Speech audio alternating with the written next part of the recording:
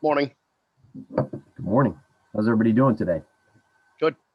For Friday, right? Still waking up. Now's a good time to grab more of that coffee, grab some other beverage of your choice. Since it's Friday, it doesn't matter what that may be too, so get creative.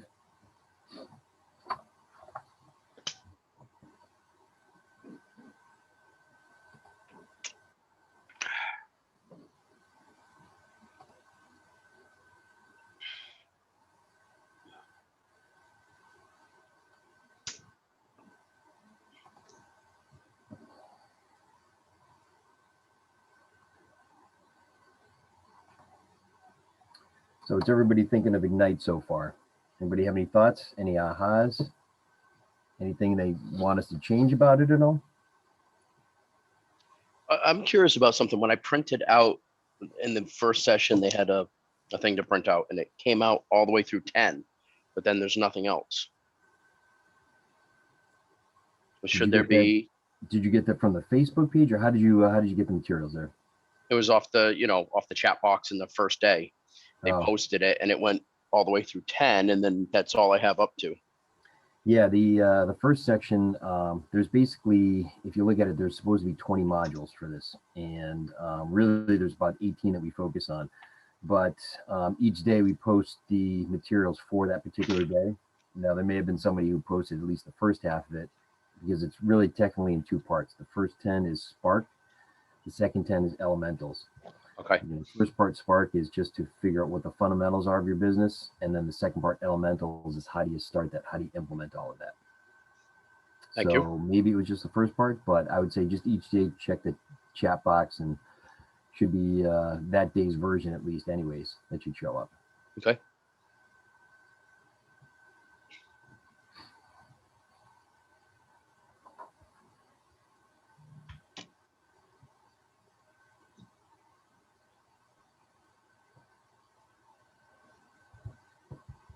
Morning, everybody. Morning. Good morning. Anybody else have any thoughts, ahas, suggestions, anything like that on Ignite? Anything they're taking away or anything that we could do better with it? I enjoyed yesterday's prospecting. David, you're really soft. I can't really hear you that well. So. How's this? Yeah, that's good. Yeah, if you could do that the whole time, that'd be fantastic. So, as awkward as that may be, right? Yeah, no, I enjoyed yesterday prospecting. I thought they did an excellent job. Good. Perfect. Well, it's good that you got that, because prospecting is probably one of the most important things that you're going to do for your business anyway. So when you talk about lead gen, you got prospecting, and then you got marketing today. So absolutely. It's good that you got a lot out of that, because that is probably the critical piece to your entire business.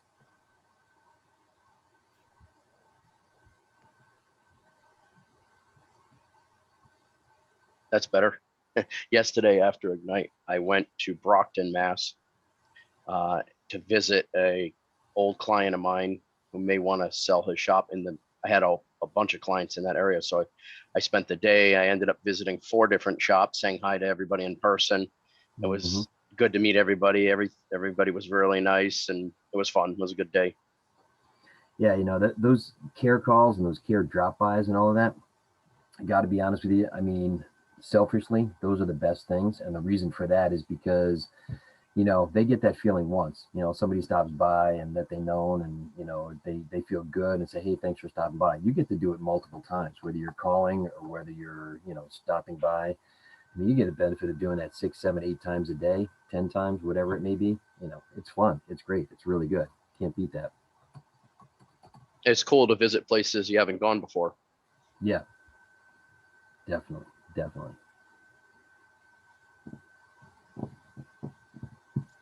Hi, Darren. I'm Janet Pocaro. I'm your MCA here to help you out. How are you doing? I'm great. Terrific. Beautiful day here in Massachusetts, Newton, Massachusetts. Very good. Well, that's good. Probably pretty hot there too, I would imagine, right? Yesterday was brutal. Brutal. My granddaughter came home from camp and she was just a wet noodle. Mm-hmm. Oh, yeah. Yep. I get that just walking out to my car. It's crazy. You know?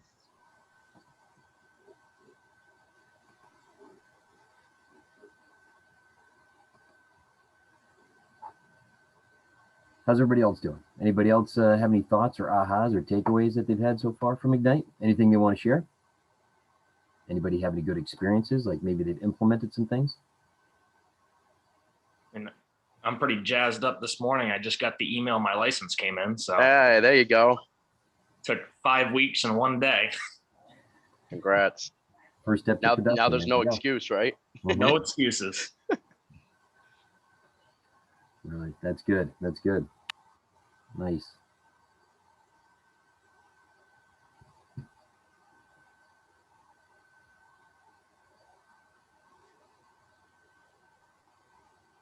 Some of you could turn your videos on for a little while so we can see your faces. That would be really helpful. Makes it a little more lively. Just remember, nothing could be worse than looking at me too. So, you know, just everybody else is in better shape than me. So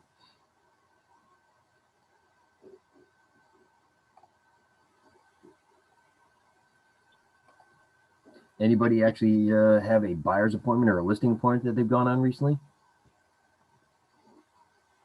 Well, I went yesterday. I got to do a CMA on the property now, and hopefully it'll come out to where he wants to be, and then he'll probably want to sell if it does.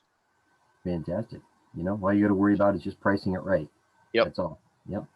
Commercial, so I'm getting my feet wet everywhere. Make sure you talk to somebody, if there's somebody in your office who's a commercial specialist. I'm bring going to them in team up on with that. them on this on the first few. That's good. That's good. That's excellent. Yeah, I tell you, I mean, one of the things that you can do, and this is what I usually tell folks in my group, is reach out to everybody that you know. Okay, everybody, which means, you know, don't discriminate, you know, and all, every single person you know. Don't sit there and say, well, this person won't do it. You don't know that. Tell them, say, hey, listen, you know, I'm new to this. I want to actually work on home valuations. So if you don't mind, I'd love to actually do one for your home and then come by and practice presenting to you. How does that sound? I had one agent who did 8 of them in a week, you know, because people want to help out. And sometimes people are surprised. They take a look at it. It's like, really? You think I could sell for that much? Hey, you know, you never know. That leads to transactions. So it's a beautiful thing.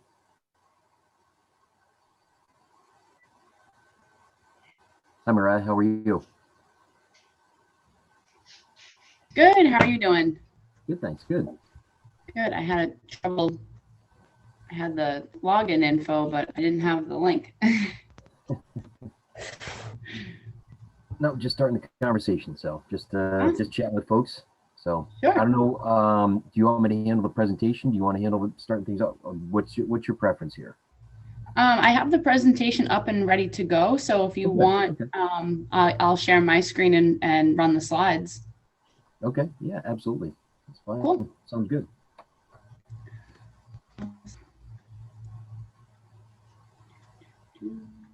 Is that Plymouth, Massachusetts you're from? That's me, Plymouth, Mass. I was just there on Memorial Day weekend for a baseball tournament. Of course, it got rained out the whole time. Oh yeah. What part of where are you in New England? I live in Woodstock, Connecticut. Oh, nice, nice. Yep. Before we get started, actually, if everyone wants to take a quick second, if you click on, at least this is what it looks like on my computer, if you click on participants and then hover over your name, you can rename yourself. And if you add what part of New England you're from to your name, it's a great way to, you know, network with potential referral partners when you see people on the call, maybe like, oh, I know someone in Portland, maybe I should connect with them in case, you know, I know so-and-so that may think about moving down the road. And before I start sharing my screen, Darren, I don't know if you've already gone ahead and introduced yourself. My name is Mariah Wicker. I just finished my second year with KW. I am in the Plymouth, Mass Market Center. I have 2 beautiful baby boys, a 3-year-old and a 4-month-old. And I just did an Ignite myself back in May. It definitely works because I am just breaking about 20 transactions for this year with a goal of hitting 30 by the end of 2021. All right. So Darren, have you already gone through your intro? No, not yet. Not yet. Just kind of, chatting with folks and, kind of just keeping things going here. But Cool. my name's Darren. I am the productivity coach for Keller Williams Legacy Partners.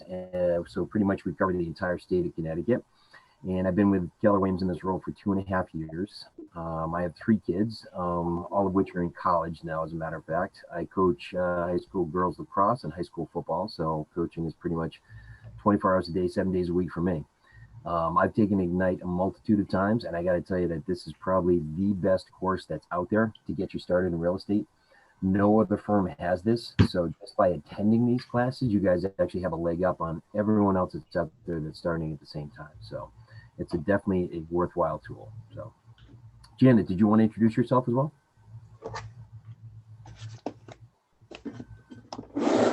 Hi, guys. My name is Janet Pocaro, and I am a full-time agent, 18 years in.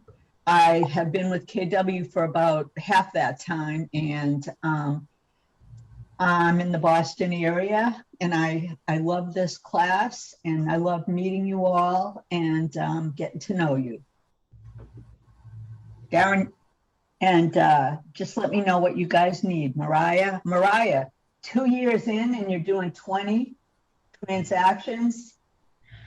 I left a career as being an educator. So in order for my mom to not kill me for having that student loan debt and walking away from that degree, I had to make it a viable decision. So yeah. I love that. I love seeing you guys just kick it, Congratulations. Keep it up. Thank you so much. I think we also found out Mariah's big why there too, as a matter of fact. So that's good. That's good. This is true.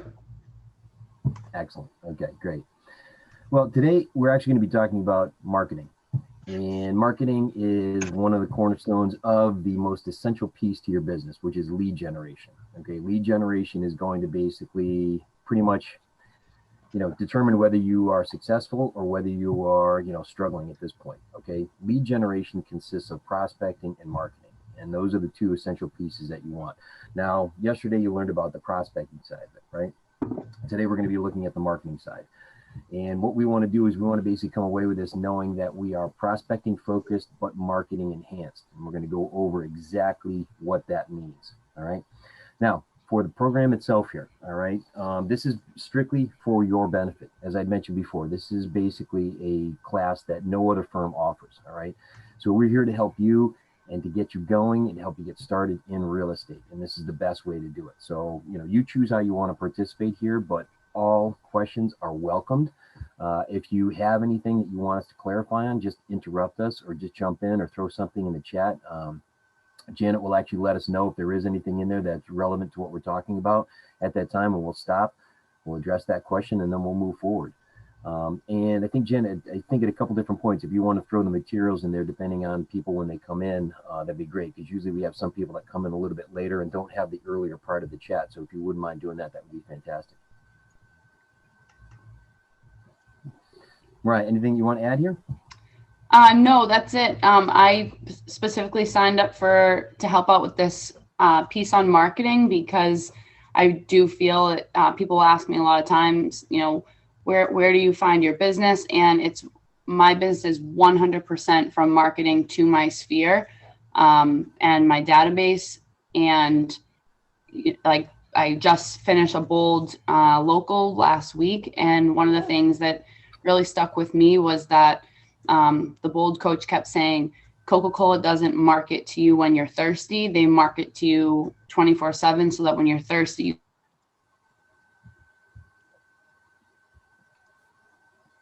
Right. I think we've just lost your audio there, unless it was just me. No, we lost it. I'm getting those materials. Sorry, it's going to take me a minute. Hey, Mariah? Yes.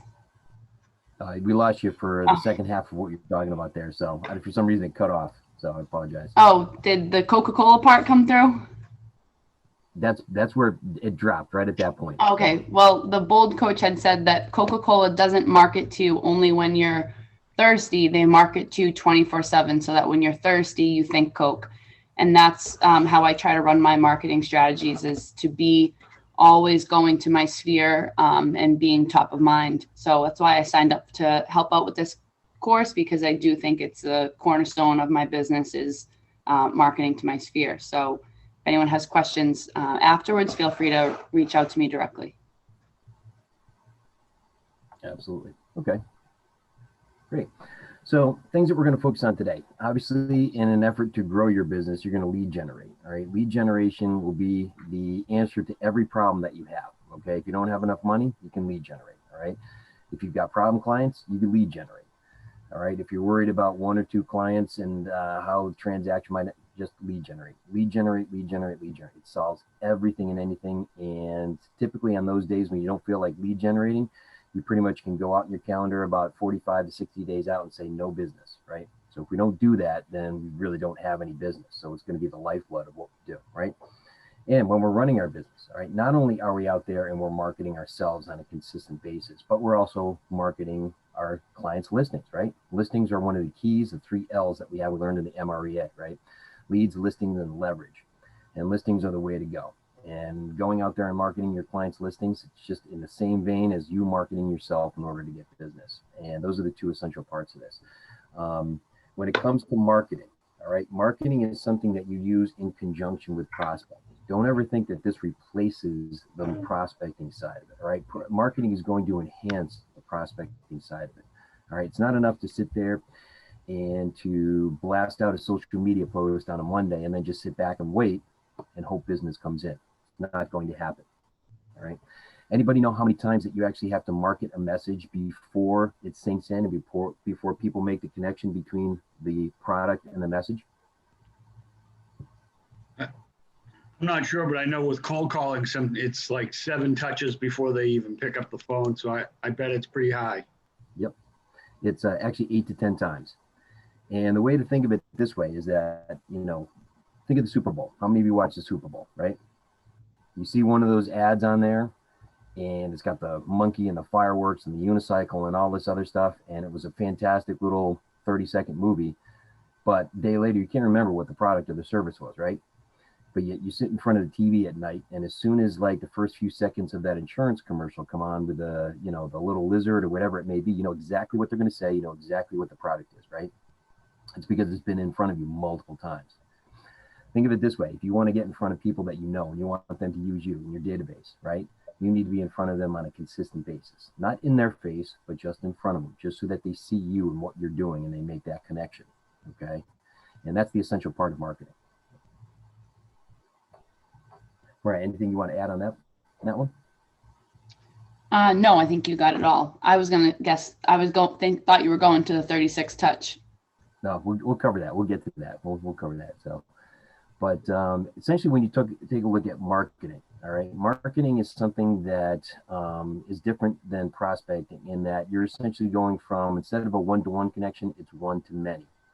All right, it's a little bit more money intensive, okay, as opposed to prospecting, which is more time intensive. All right.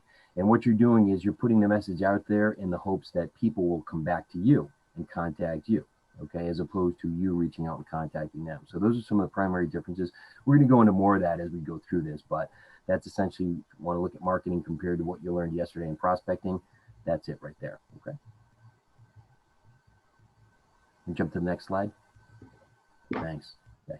So here's what we're going to be talking about here.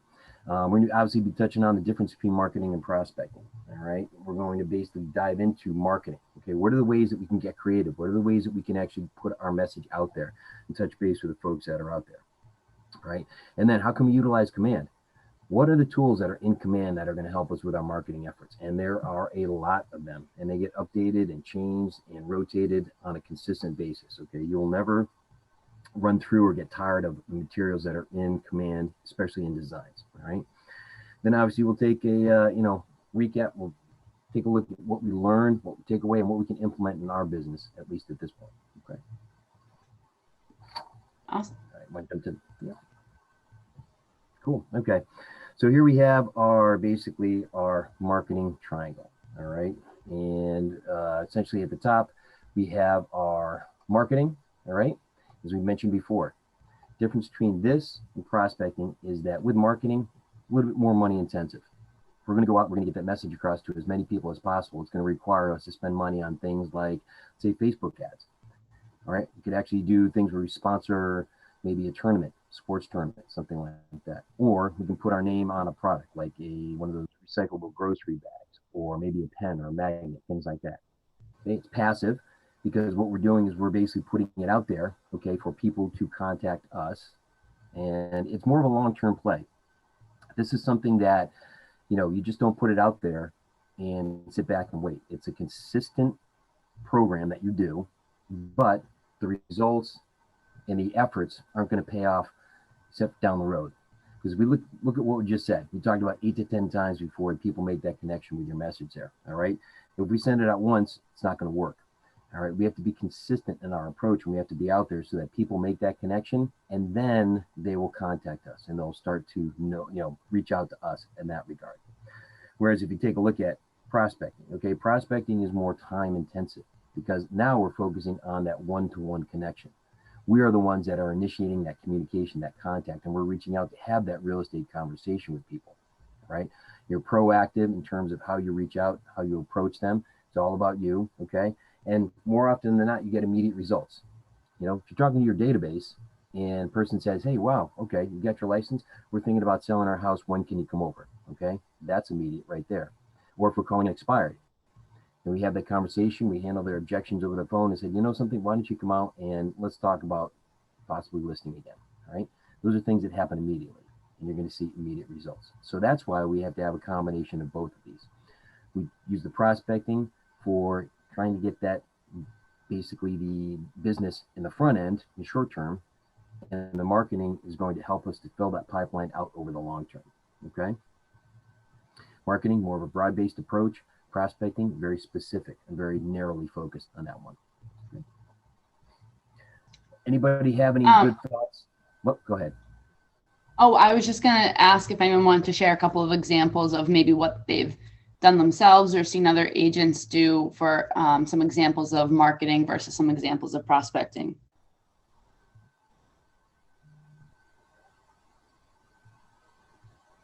I can't see the screen, so if anyone's...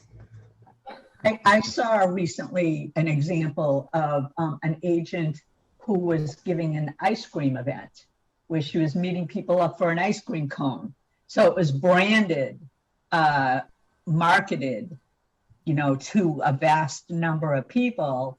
And it had the same similar colors in her logo. And it was also prospecting because then she could call up and talk to her sphere about the coming event. I love that. I love anything you can do.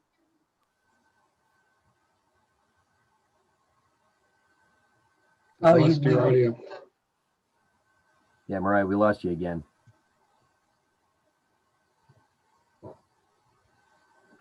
Can't hear you. Anyone else? We actually lost you again. We lost halfway through there, so. I don't know what is up with our internet here. Yeah. Okay. I'll tell you what I've been doing for my marketing if you guys are interested. Please. So why don't we, Graham was going to say something. Why don't we have Graham go, and then Anthony, if you want to go after that, okay? Awesome. Perfect. All right. I know another agent that I've been working closely with has ran a lot of first-time homebuyer events, as well as real estate investing events, using some of the resources at KW. Just having a group come together and then being able to blast her whole sphere as well. And then I know I have an upcoming plan to get some radio advertising from Plymouth State because I was a student there and I was the training director of the radio club. So I can get that for free, which is very cool. Absolutely. Absolutely. Yeah. That's good. That's really good. Yep. See, start to realize and get creative with, past connections there. So Anthony, how about you? So I am a big fan of the whole guerrilla marketing thing. I think in a past life or something, I wish I did advertising. I love it.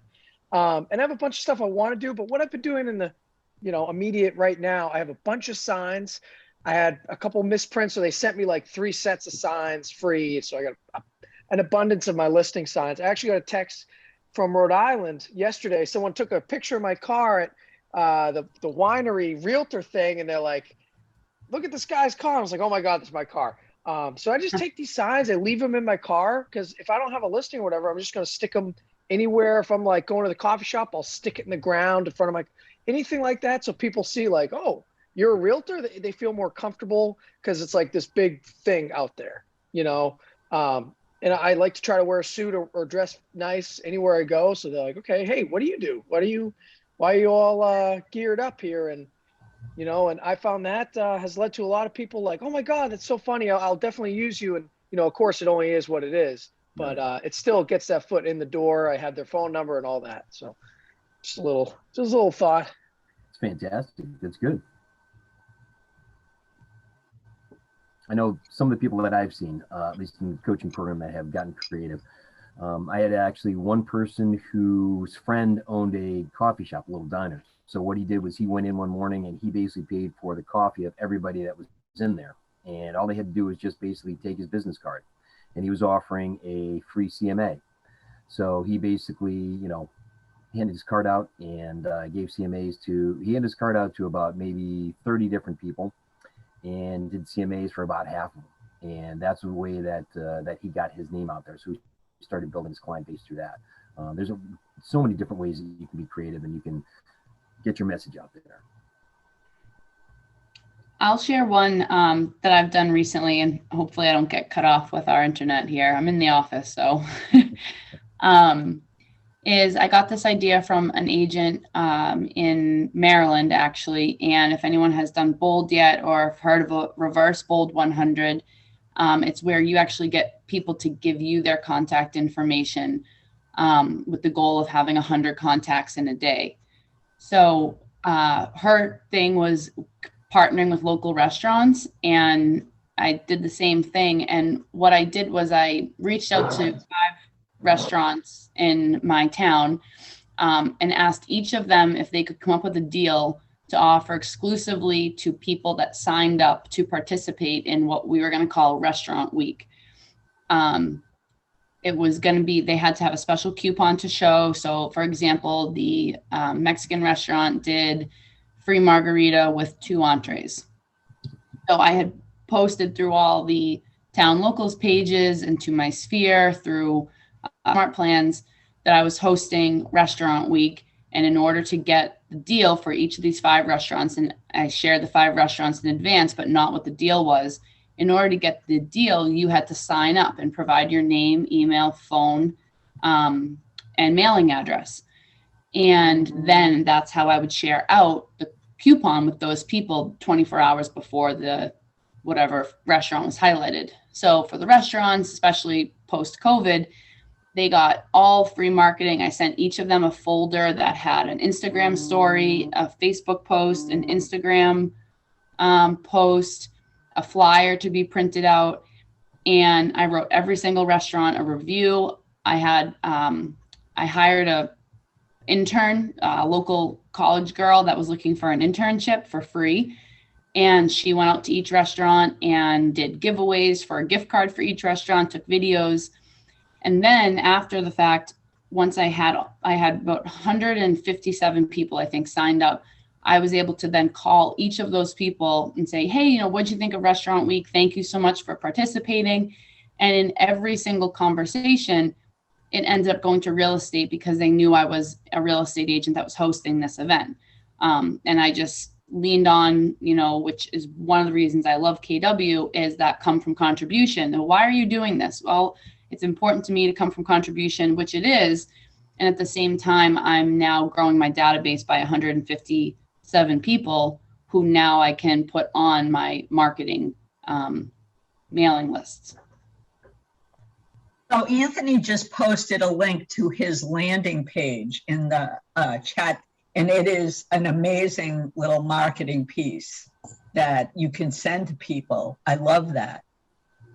That's great. Yeah, I've what was it, a few big nights ago, I remember seeing that and I actually stole the idea. it's really good. I put it on my business card as well, the link tree, since it has all your social medias and everything on it. You can get statistics on what people click on and stuff too. It's really nice. That's cool. That's good. Never heard of that before, but that's great. I mean, if you can consolidate all of that in one central location, that's fantastic. That's really good. And keep track of it too. That's the most important thing. That's why Facebook ads with command come in very handy. Getting that information and tracking that is key. And we'll touch on that as well. So good. Excellent. Excellent. Good. All right. So let me jump to the next slide. All right. So now what we're going to do is we're actually going to cover some more areas of marketing. All right. We're going to take a look at what are the characteristics. All right. What are the pluses and the minuses to actually doing marketing. All right. And then we're going to take a look at some of the other ways that we can go out there and get our name out there to as many people as possible, all in one shot. Okay. So if everybody turns to page 4 in their guide there, if you have it, that'd be great if you have it printed out, or if you have it in your computer, just open up one of the screens that you have there. All right. And what we're going to do is we're actually going to take a look at some ideas for prospecting, some ideas for marketing. So if we want to jump to the next page here, we can have the list. So this is what you have actually in page 4. I would utilize this list as much as possible. Try to take as much from this as you can. All right. If you take a look at it, there are different ways to prospect, and these are the key ways to do that here. And then there's also multiple ways that you can market as well. All right. And what we have here are just some of the ideas. These are the ones that have been tried and true. There are some crossover things that you can do, at least at this point. But what you want to do is you want to continue to remember that you do need to incorporate both of these. All right. Incorporate both of them in your lead gen activity. So when you come up with your schedule, your time blocking, you're putting together your lead gen time, you're going to have time for prospecting, which also includes time for follow-up. And then you're also going to set aside time during the week for marketing. Okay. We want to get that out there. Remember, it's a combination of both of them: prospecting focus, marketing enhanced. And if you take a look at prospecting, right, if we're going to prospect and we're going to have that one-to-one conversation, all right, there's essentially 6 ways of doing that with people that are out there. All right. If we want to have a one-to-one conversation, there's 6 ways to do it. We can have a phone call, we can text, we can do email, we can do old school mail, right? Send handwritten notes. We can do social media, Facebook Messenger, right? And then we can also do the old school face-to-face, right? How many people remember having face-to-face conversations, right? So with those 6 different methods, right, that's a way that we can prospect. So however we want to get in terms of creativity when it comes to those 6 methods, that's what we're going to do for prospecting. But marketing is near limitless, right? Marketing, we could pretty much do everything and anything. And we can actually go out there and get our message through any means possible. And one of the things that I always like to tell people to consider is take a look at what your hobbies and what your interests are. Okay. If you actually have something that's away from real estate interest, like a part of a tennis club, or let's say you're part of a chess club, or let's say that you are part of even local PTA or PTO, if you happen to be a parent of a child in elementary school, okay, things like that. Okay, you can get your message across that you're in real estate and that you're a real estate specialist pretty easily in those instances. And it could be very subtle and it could be nothing that's in your face. But when you're having conversations and you're talking to people, all right, and you're talking to multiple people, what's one question that people normally ask? Like, what do you do for a living, right? And then you can reciprocate. You could either ask people and they reciprocate to you, however it is, and that's when you can insert the fact that you're a real estate specialist. And then from there, okay, if you sponsor a tennis tournament because you're part of a tennis club, that'd be great. Or let's say that maybe you sponsor a charity event through the PTO, things like that. All right, there's ways of getting your message across. Okay, even if you put your name on some pens and you leave them in, let's say that part of the tennis club that you're at, keep going back to that, anything like that. There's different ways to do it. So take a look at the prospecting side of it. All right, prospecting, right, phone or face to face, right, requires basically calling or visiting people, doing that. Okay, very time intensive, having that conversation. Circle prospecting, right? How many of you do geographic farming? Circle prospecting, right? That's another one that is great for getting out there and getting your message across, especially if you want to be a specialist in a neighborhood or an area. But again, time intensive, all right, and something that you have to focus on. It's more of a long-term play in that one, right? Community outreach, key relationships, right? Vendor relationships. You have relationships with small businesses in a town that you want to work with, or maybe you start partnering with attorneys, right? Like divorce attorneys. The average divorce attorney does about 8 divorces a month, which is pretty sad, but there's business to be had there, right? Unfortunately. You can partner with lenders, things like that, right? How about teaching and speaking opportunities, right? We actually had a person who graduated from our coaching program, one of the first people to graduate from when I came in. And what she does now is she's become a specialist in helping retirees who sell their home and move into one of those over 55 or maybe a assistance homes, things like that. She does that. That's become her specialty. So once a month, she actually does a seminar with a financial planner, and that's how she gets her business. She gets 2 to 3 listings a month just from that seminar alone. All right. Reach out to schools and organizations and see if you can teach people about buying homes, first-time home buyers, teach them how to do that, right? That's something. How about a seller seminar, right? Everybody's so focused on buyer seminar, but what about seller seminar? I've had agents that have done that. If somebody bought their house 25 years ago and they don't understand what the process is now or what the process has become, you can always enlighten them on that and bring in people like an appraiser, right? Bring in somebody like an inspector so they can anticipate what may come up where they can do a pre-listing inspection, things like that, right? How about a sizing? Oh, I'm so sorry. Go ahead, Janet. How about a sizing down seminar where you can bring in organizers, stagers? You can have a panel of speakers, and then make sure you put anyone who responds on a smart plan so you stay in touch with them.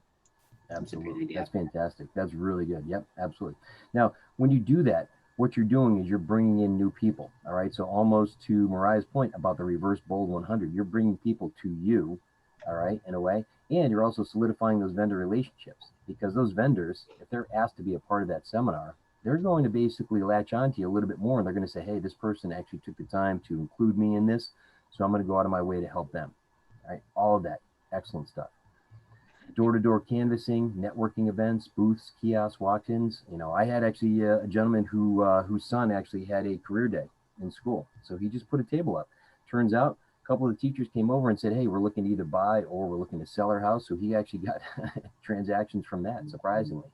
But networking and talking to people is great. And one of the things that I would recommend, there's 3 things I would recommend as you go out and you do that. All right. Number 1, make sure you have a name tag. All right. I've had people that have gotten business just from pumping gas at a gas station because they had the name tag on. All right. Number 2, have business cards. Yeah, you know, they're probably going the way of being outdated, but at least you have something to give to somebody who's definitely interested. Make sure you get their contact information. That's more important than anything. Okay. Then lastly, make sure that everybody has the KW app. And why do I say that? Well, the KW app is branded to you. Okay. That is your digital business card. So now when you meet somebody and you're talking with them, all right, say, hey, listen, do you mind if I share my app with you? Okay. You go in and you refer it to them. They have your information. Then when they go to share it, it's you. And then that just compounds from that point. Okay. So let's take a look at the marketing side of that. All right. So marketing. Yeah, somebody have something? I do. I have a question. Yeah, sure. So you spoke about divorce attorneys. How do you go about approaching them? You know, I have all this information that you guys provided to me, but I'm not sure how I go about, you know, as a newer agent, it's not like I have this background that I'm not sure what I'm offering them. So I guess, yeah, if you could answer Here's the thing. those. Don't ever sell yourself short. All right. The fact that you have a real estate license means that you are a licensed professional. So you already know more than 90% of the people that are out there.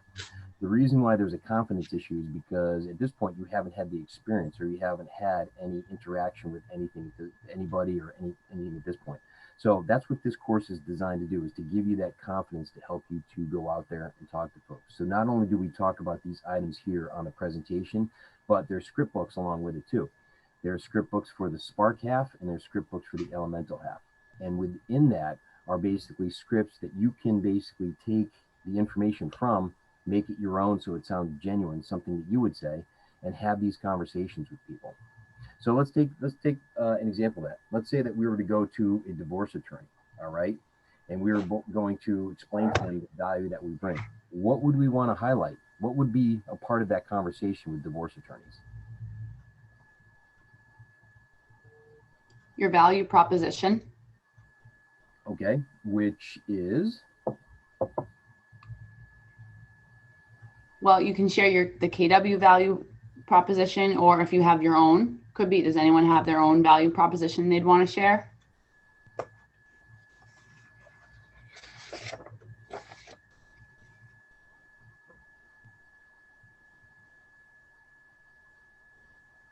I'll share mine.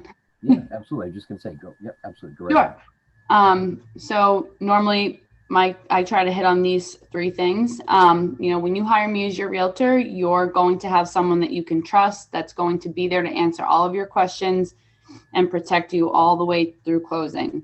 I make a commitment to all of my clients to handle your transaction and to have it be done with the least amount of stress. If something is important to you, it's important to me. Is there anything that you can think of right now that's important to you? And then from there, if they answer, I really try to isolate that and talk about that, and then go into a little bit of my experience, as well as if I have some numbers I can share, I will. If before I had transactions of my own, I would share my market centers stats. Well, so I understand all that, but if you're talking to an attorney, that's more if you're talking to a client that's going through a divorce. So, a lot of these attorneys already have realtors that they're working with. All right, hold on a second. Before we go any further, okay? Does anybody know where we're going, which direction this is going in right now? Don't make the assumption. They might have some realtors that they work with and they can't handle all the business that they already have or whatever. You don't make that assumption out of the gate, I would say. What we're doing is we're starting off with a limiting belief. So already you're putting yourself back and you're already hampering yourself by doing that. So like, oh, well, attorneys won't use me. They've already got realtors. Is that 100% no, true? I guess what I'm asking is like, how do you approach an attorney? So it's not so much the client themselves, it's the attorney. How do you market to an attorney to say, hey, do you mind, offering my information to your client? Like how do you go about that? I guess is what I'm asking. What do they get out of the relationship, I guess is the thing, where if you say partner with a divorce attorney, they're giving me all these great leads and I'm turning it into sales. What's the partnership? Well, I have a suggestion. If you write out a script and practice it, and then run a list of like 20 divorce attorneys and just get on the phone and be yourself and try to connect. And if they're not interested, fine. But be fearless. I would market to the attorneys the same way you would to a potential client, because when I market to my database or to my sphere, I'm not necessarily looking for them specifically to maybe be using me, but to be thinking of me to refer me to their friends and family.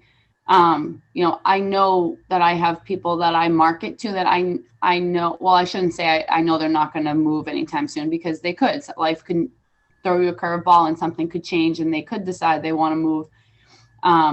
But majority of the people that I market to, I'm actually hoping that they refer me business because I kind of already know that they would be likely to use me.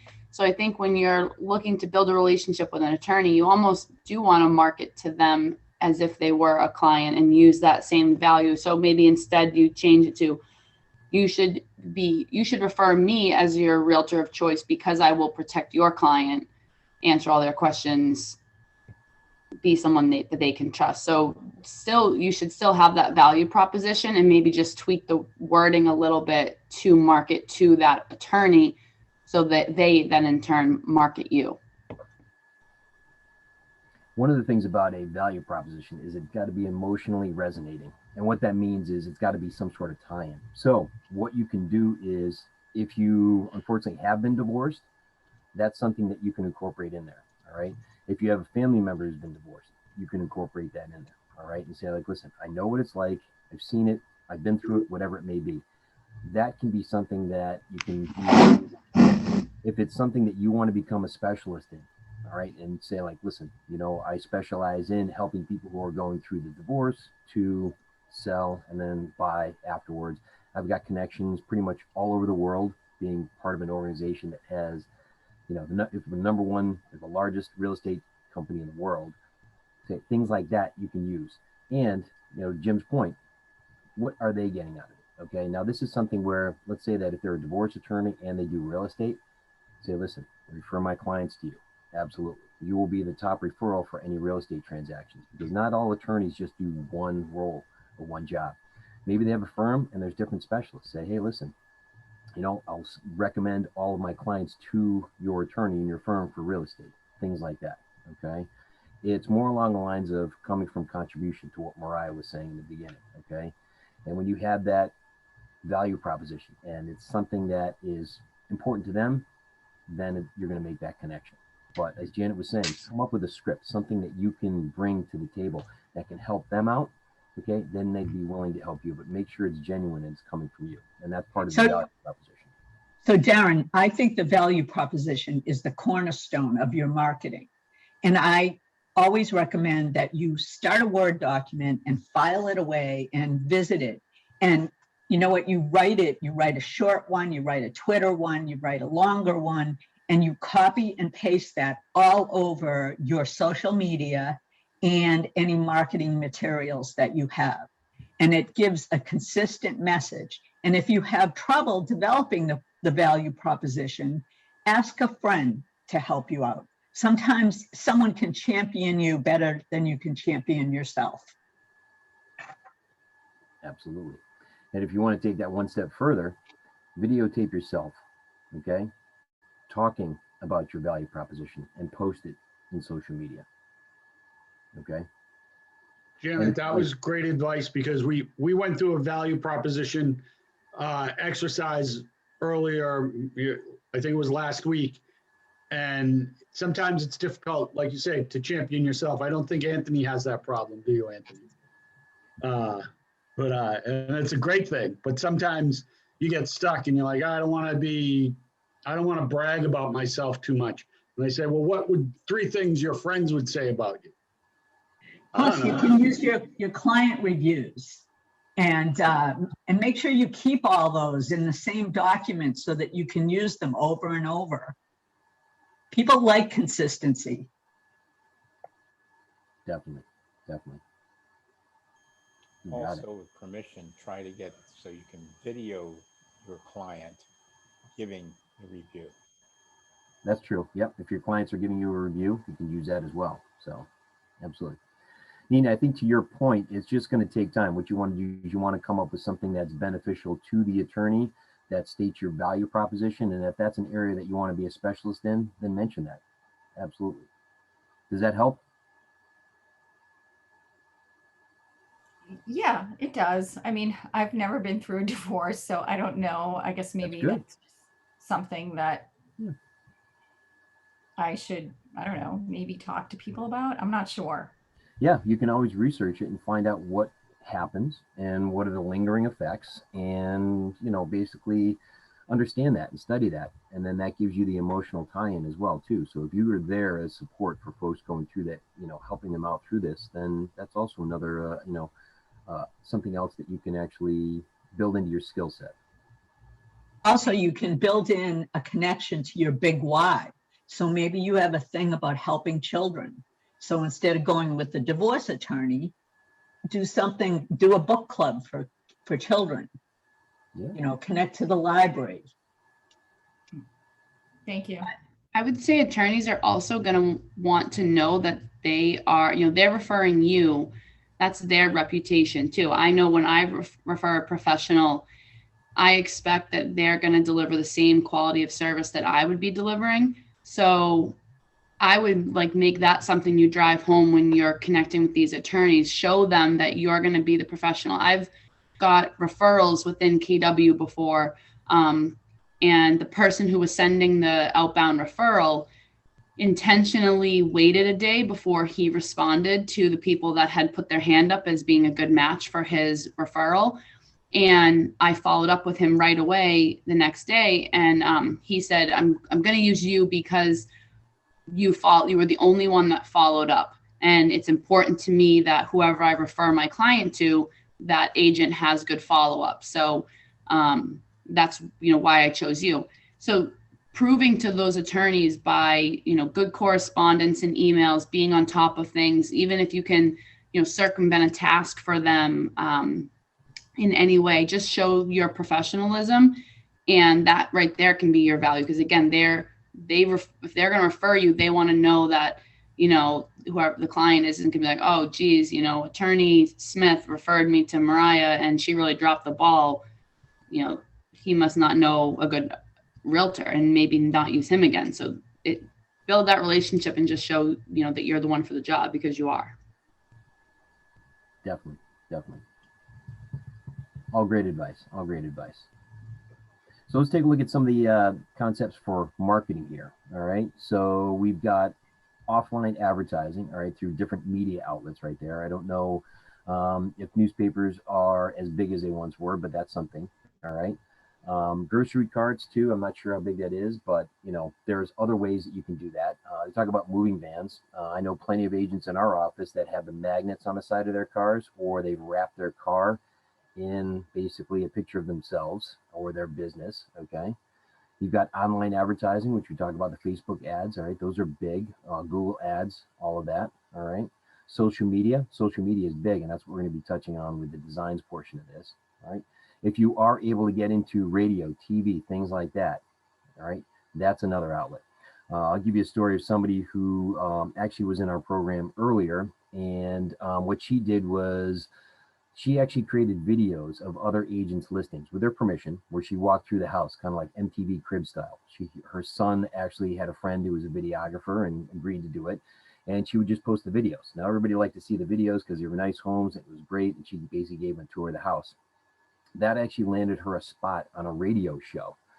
And she had 2 segments a week where she would talk about real estate. Now, mind you, at this point, she was still brand new, hadn't had a transaction at all, and was only out there and on the radio show because people had seen her videos.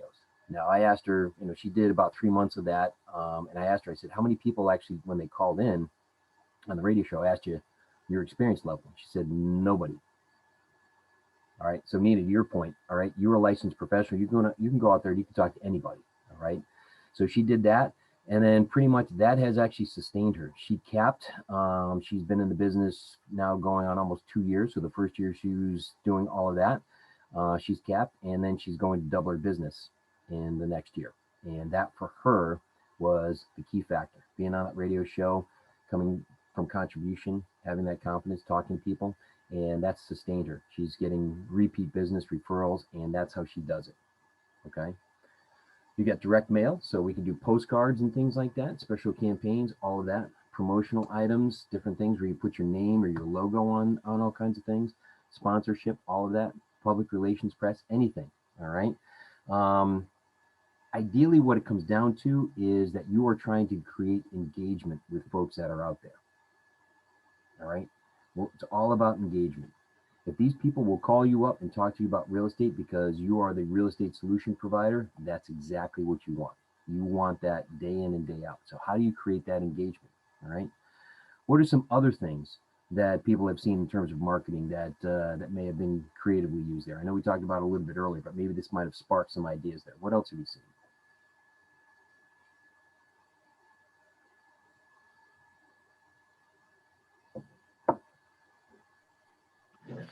There was a rep on one of our earlier calls who she was doing video. She was interviewing small businesses in her neighborhood about COVID and posting that on her Facebook page. And then she was also doing sponsoring neighborhood ice cream truck runs. Mm-hmm. Yeah, that's good. How about doing TikTok videos? Anybody do TikTok videos? Right? I do. There you go. Yep. Perfect. My TikTok is very weak. I cannot really figure out that app. I got to spend some time on that one. But I personally love the Instagram story. I think that's the best. You can share pictures of real estate from someone else's already done product. You're like, wow, real estate, and then personally brand it. Absolutely.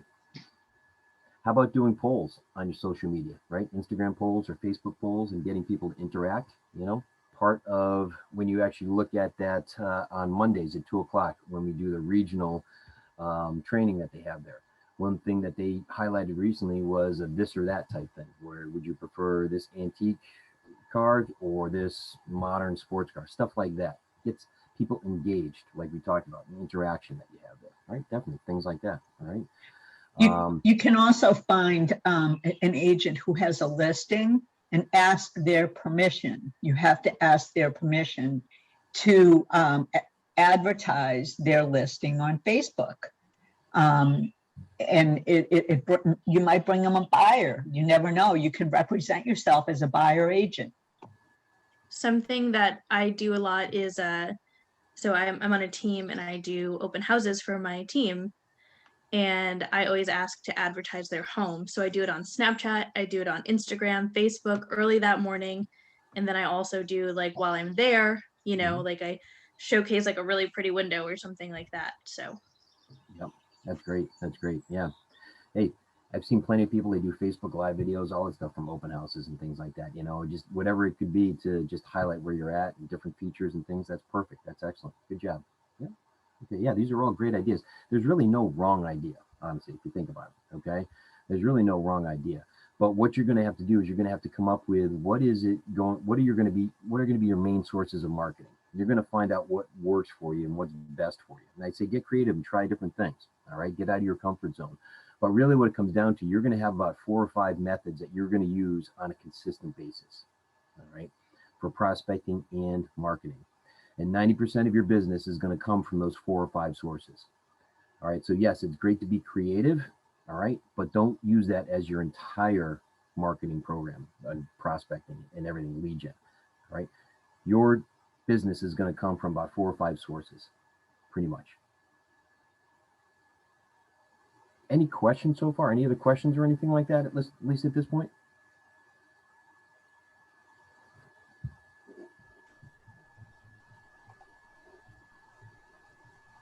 No, we're good. Right. Anything you want to add? No, I use this anytime I'm trying to think about what I'm going to run for my 36 touch for the year. I always pull this chart up and make that, where I get all my ideas from and try to plan out my 36 touches for the whole year by using this right here. Yeah. Actually, maybe you want to touch on that. Do you want to just revisit what the 36 touch program is, if you don't mind, just for everybody's benefit? Yeah, absolutely. So in MREA, the 36 touch is making 36 touches, and you may be able to enhance on what he does that the math correlates to, but essentially that magic number is 36 times that you should be touching your database in order for you to be top of mind and for them to think of you when they're going to refer out business. So part of it is the quarterly calls. So I do my quarterly calls throughout the year. So I'm making 4 phone calls a year. I send out a bi-weekly neighborhood nurture. And then in addition to that, so let's see, 4 weeks a month. So I'm touching them 2 times a month. So that's 24. Then the 4 calls a year, 28. And then every month of the year, I have another something else that goes out. So I actually probably end up doing about 38 to 40 touches a year. But each month I'll have 2 things that I do, whether it's a text or a piece of mail. So for June, I had done the restaurant week where I had reached out to my database about that. But I also sent a mailer out that was a summer bucket list, and it had a list of really fun places to visit in the South Shore Cape Cod area and a list of really great restaurants. So that went out, to my database, and obviously it's branded with all of my real estate logos, but I try to do as much as I can to provide value to my database, so that when I do have to pick up the phone and make that call and be very straightforward and ask for business very directly, I don't feel as badly about it and have that limiting belief, because I know that throughout the year I do provide value to my database by sending them cool things or seeds in the mail, things like that. So, Mariah, early on you said that you market 100% to your sphere. You're talking about your database, right? Yeah. And that's continually growing. Yeah, so it does end up continually growing, and I do end up tagging people as my haven't mets, and we'll continue to market to them.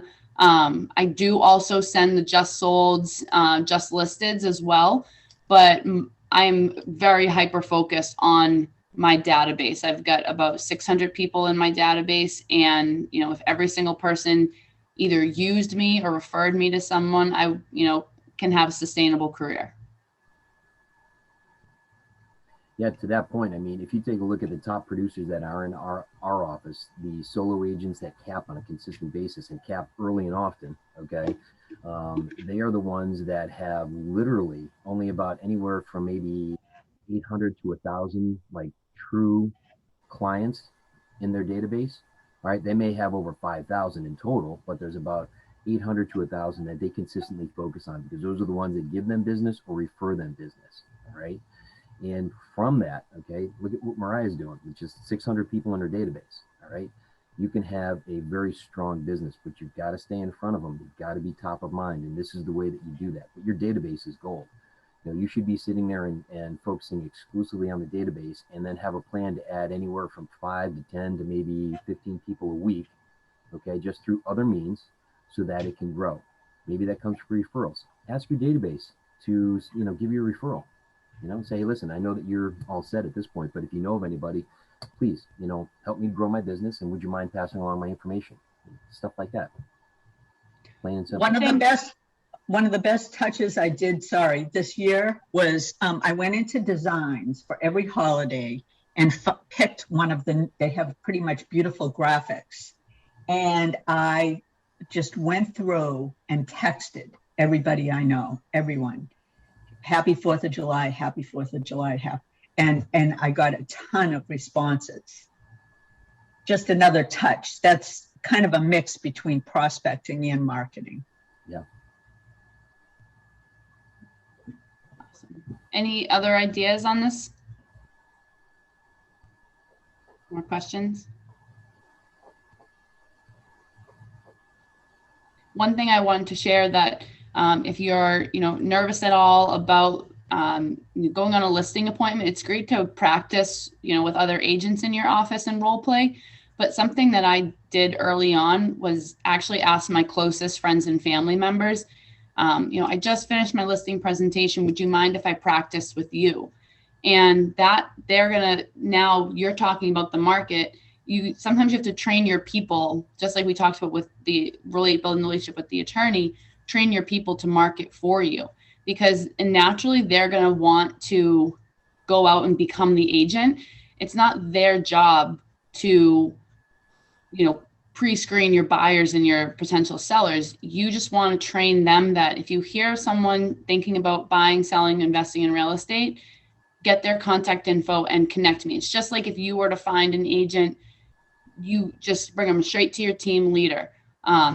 So I really try to work with my own people, my own mom, and say, you don't have to sell me. Let me sell myself. You just be the one that connects us.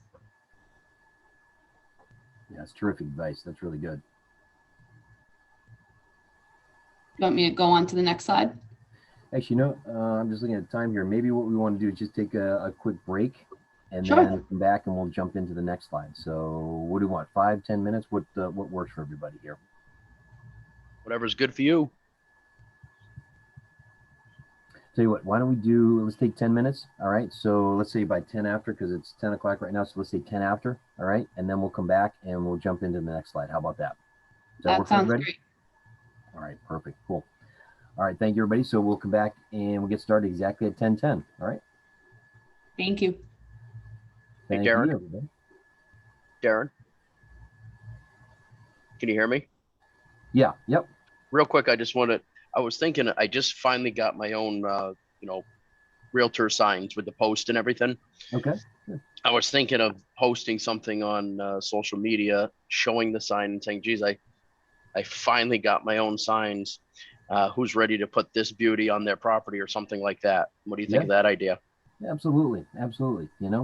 And here's the thing too, is that, a lot of times the reason why people get turned off by realtors is that they make it about them. But if you're putting it out there and you're saying, hey, listen, I'm ready to go to work and I want to help you. Okay. And here, These are the signs that you can see in your yard, and this is how I make that personal touch, the connection. Absolutely. I think that's good. Definitely. Okay. All right, thanks. Yeah, definitely.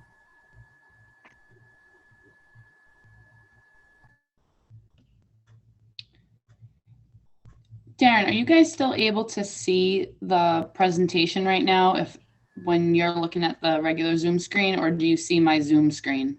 No, we actually see the presentation, but it's not in the view mode. It's in the slide mode. Okay. I'm trying to figure out a way so I can see the Zoom call and the presentation. Did you try side-by-side gallery? I can do that, but I won't be able to make the presentation full screen. Let's see.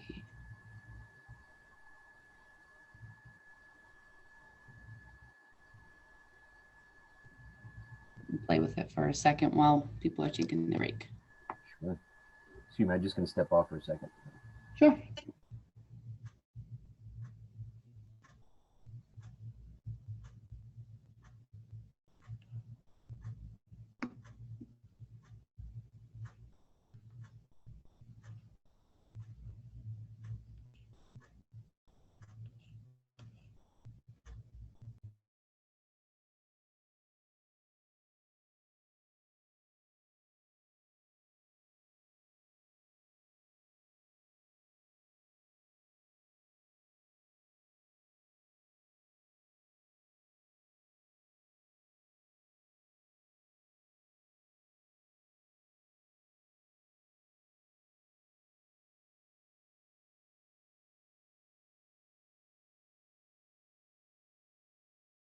Are you in slideshow? I'm in slideshow, but if I go into if I click on present, then it's my whole screen. Oh, what happens if you, sorry. No, it's okay. What happens if you do share instead of present?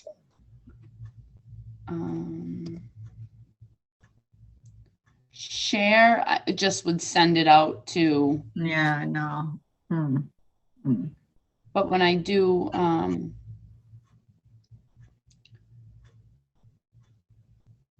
I do present, it takes up my whole entire screen and I just can't see. Oh, that's annoying. The Zoom thing.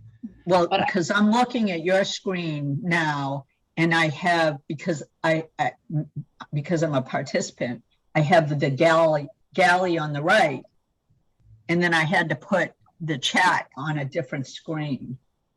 Okay. I have a second monitor.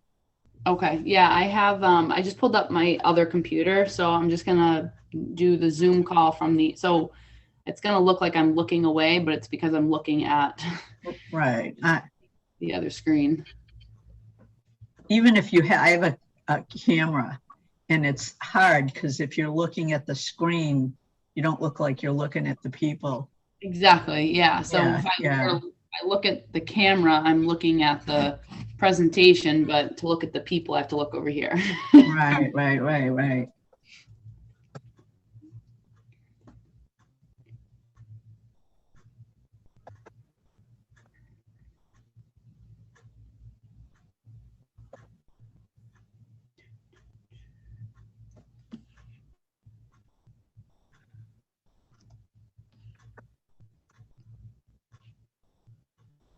I'll put it back that way once we sign back on.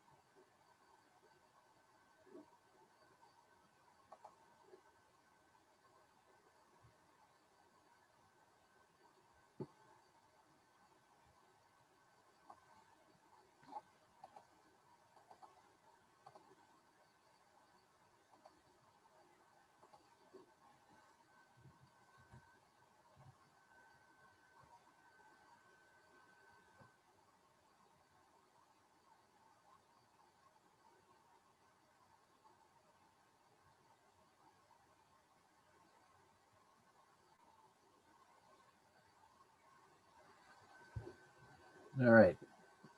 Everybody back? Everybody ready to go again? Right. Did you figure out the slides and the video part there? Yeah, I'm just going to use what I was doing before, just two different computers. So I'm going to be watching the class over here, but I'm going to have the PowerPoint up on this screen. Okay, good. All right, no worries, no worries. Yeah, Mariah actually put her contact information in the chat. I also dropped mine in there too, so feel free to reach out if anybody has any questions even after the fact. You know, definitely let us know and reach out, and we'll be happy to help out in any way we can. All right, so we do want to jump to the next slide then? Of course.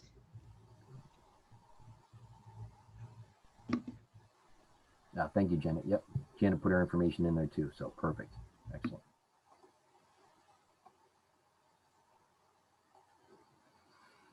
All right, so these are questions in terms of putting together marketing. And we'll do a little marketing mastermind with around some of these questions here. So let's take a look at the first one. So how do you know where the customer is and how do you meet them there? All right, who wants to take a shot at that one?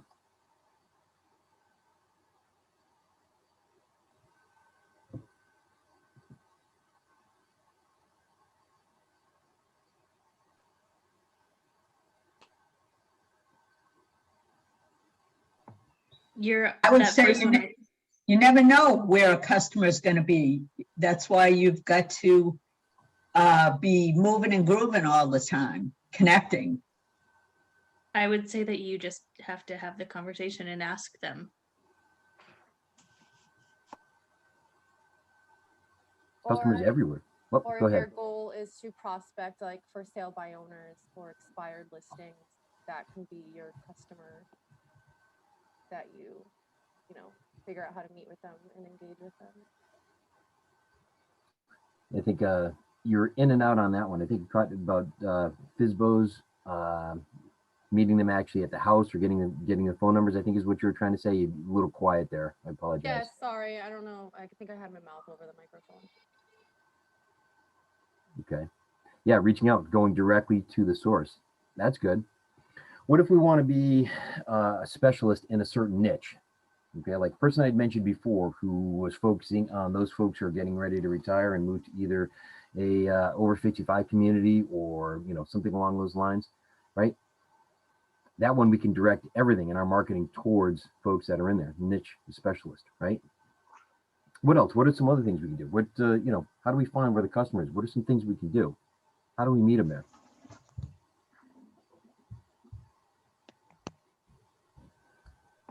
So I've been trying to kind of target veterans and people who are moving on orders and stuff like that.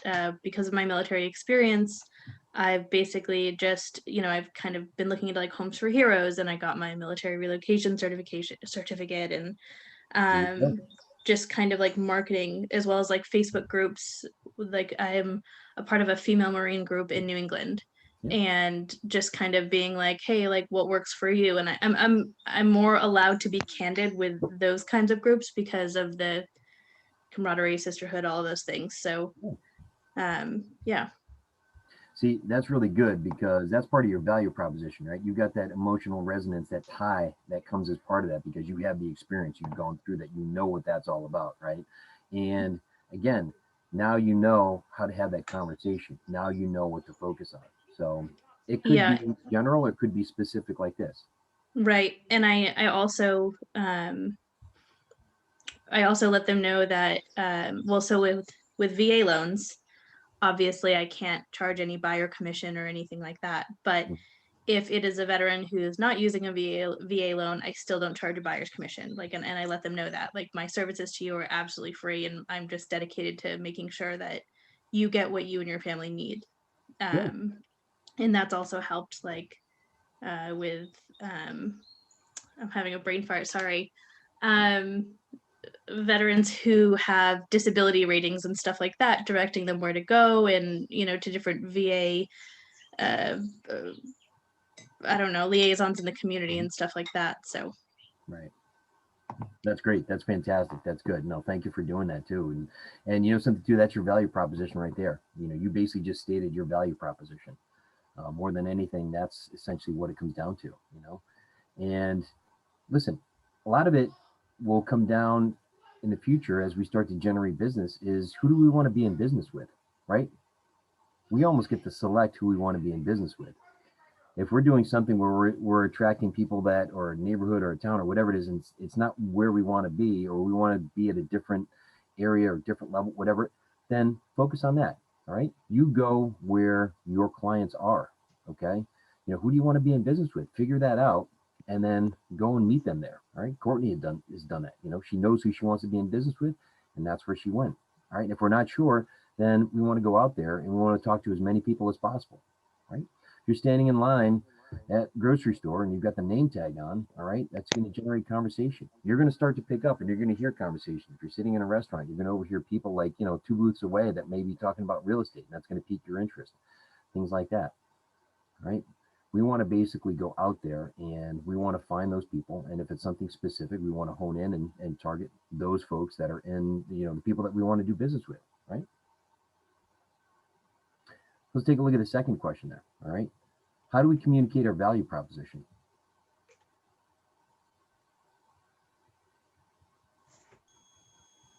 Social media, maybe on the back of your business card. Mm-hmm. I think to Janet's point there, I don't know if I would actually put down my value proposition like firmly in something like that. It's ever evolving and ever changing, but it's something that you can actually continue to post on social media as it changes.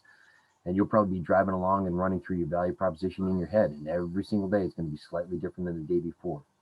But as long as you're able to put that out there and show people and let them know, and it comes across, and it's basically have essentially 3 parts to it, right? It's going to be unique. It's going to resonate. It's going to have that emotional tie, which we talked about. And most likely it's going to identify a pain point, right? So how do we get that across? How do we communicate that? We talked a little bit about that, right? I think you should practice an elevator speech. You should have a partner and practice that. And I can't tell you how many times that saved my butt when I'm in networking meetings and they go around and ask, who are you? And it just rolls off your tongue. Yep. One thing I started to do this year was I asked my husband 3 times a week, and I had like a little tally mark, 3 times a week off the fly, I want you to just stop me and say, why should I hire you as my realtor? Because often in this business, you are completely caught off guard. You may be at the beach and bump into someone and that conversation goes somewhere and you are not in realtor mode at all. And it does, you know, it is a job that at any moment you have to be able to take that hat out of your back pocket and put it on and crush it. And I found that often if I'm sitting down lead generating and I'm being intentional, I'm focused, nothing can shake me. But if you're at the beach and you're not, you know, in that mindset, it can be hard to turn it on. So I started asking him, you know, 3 times a week, can you just out of the blue just say, why should I hire you to be my realtor? So that when I am caught off guard, I can still be just as flawless when I'm intentionally doing my lead gen time.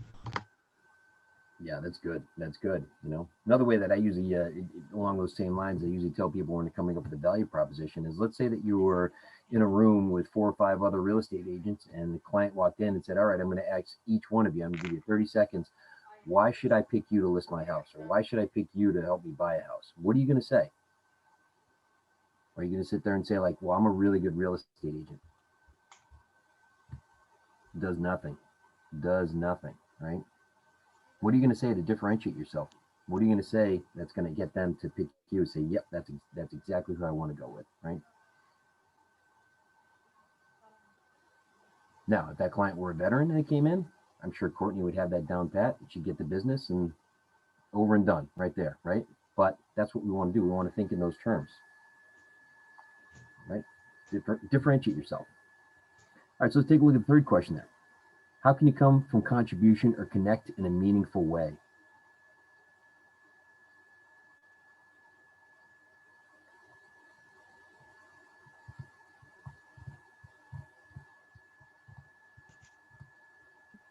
What I would say is instead of saying like, the classic thing, hey, I'm a great realtor, I'm in your area, blah, blah, blah, just say, hey, yes, I'm in real estate. What do you, what's your vision for success in real estate? Like, why are we, what can we figure out from this conversation about what you want to do? Even if it's, oh my God, you work in, or you're trying to sell your investment portfolio up in the mountains region, you should definitely talk to Adam Dow. He's like the best agent I've ever seen. And, if you do talk to him, tell him I sent you there, and he's an awesome guy, and he'll better serve. Just kind of, coming from the point of, especially for me as a new guy, I'm like, hey, look, I might not be the agent for you 100%. Like, I just want to make sure whatever you're doing, I'm assessing that need. Eventually it'll all work out. And, they'll say, hey, this guy didn't just try to, push himself down my throat. He tried to make sure I found someone. Kind of just like dating or whatever, if you're like, oh my God, you got to talk to my friend, John, he's awesome. Like, he's like the guy for you. You guys have the same personality. It would make so much sense, because then they invite you, best man at the wedding and this and that. So yeah, there you go. That's good. No, it's good. That's good. What about Ford? I can never remember all of them, but just start asking them questions about their family, their occupation, etc. Trevor, how about you? You got your hand raised? Yeah, well, something recently happened. I noticed are you still there? There you are. An old co-worker / friend. He lives up in Maine now. I kept seeing some posts on Facebook that I was wondering something was going on. So I messaged him on Messenger and said, hey, what's going on? What's up? Turns out he's got the 2-year left to live bill from the doctor. He's battling COVID heart. And so no, I hate to think of this in this aspect, and it may not turn into anything, and that's not my point, but I reached out to him. We chatted back and forth. I asked him if he would like me to add him to our prayer list at church. We have a bunch of prayer warriors. Our church made a card, everybody signed it and mailed it back to him and things like that. So I think just, connecting with people and trying to be compassionate about what they're going through is a good way.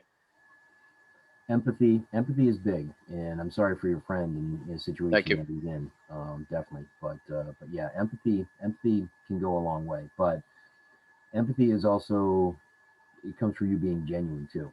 And I will tell you that clients are not dumb, and they can sense when you are just there for the business or you're there to help them. All right.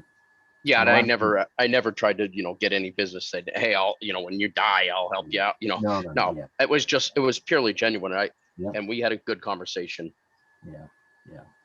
But talking to clients, I mean, you want to put your best foot forward, and you want to show the true you, and you want to be there in a way that you're there to help them out. I like to look at us as being real estate consultants, right? Somebody has a problem, meaning that they want to sell their house, they don't know how to do it. Well, that's where we come in. We know the process. We know what to do. Somebody wants to buy a house, they don't know how to do it. That's where we come in.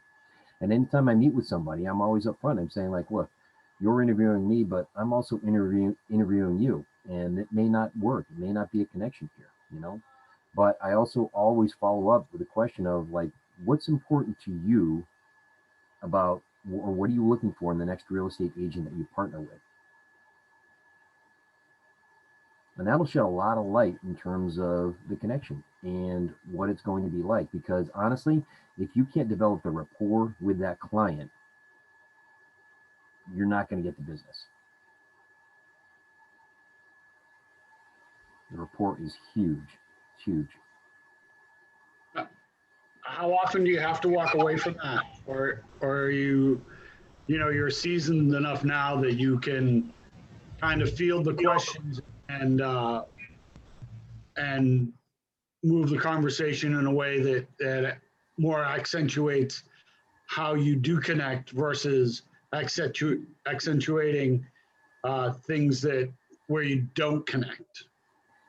Yeah, sometimes in the beginning, and just how difficult that transaction is going to be, and you always want to rely on your gut instinct. I mean, never be desperate enough so that you're only focused on the short term and the business aspect of it, because it's relationship building.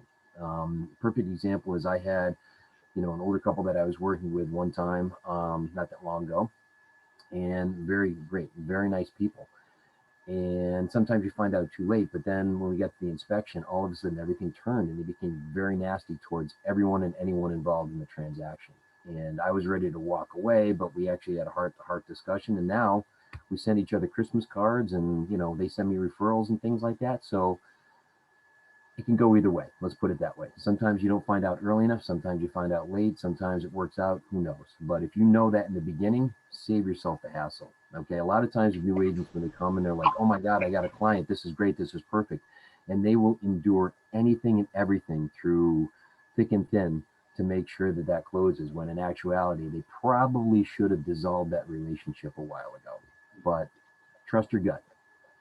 I feel like as a new agent that doesn't have any transactions under his belt, that I'd do almost anything for the first few to get the experience, Yes, but that also may come across. If you sound desperate enough to do that, then it's going to come across in your presentation. If you don't want to do that, Right. Be professional and just know when to say no, basically. Right. So, something, I don't think this is working out. You might actually be better off working with another agent. Okay. And if you know of a real estate agent at another firm that you don't like because you did a transaction with them, you refer that client to that agent. I got somebody. So.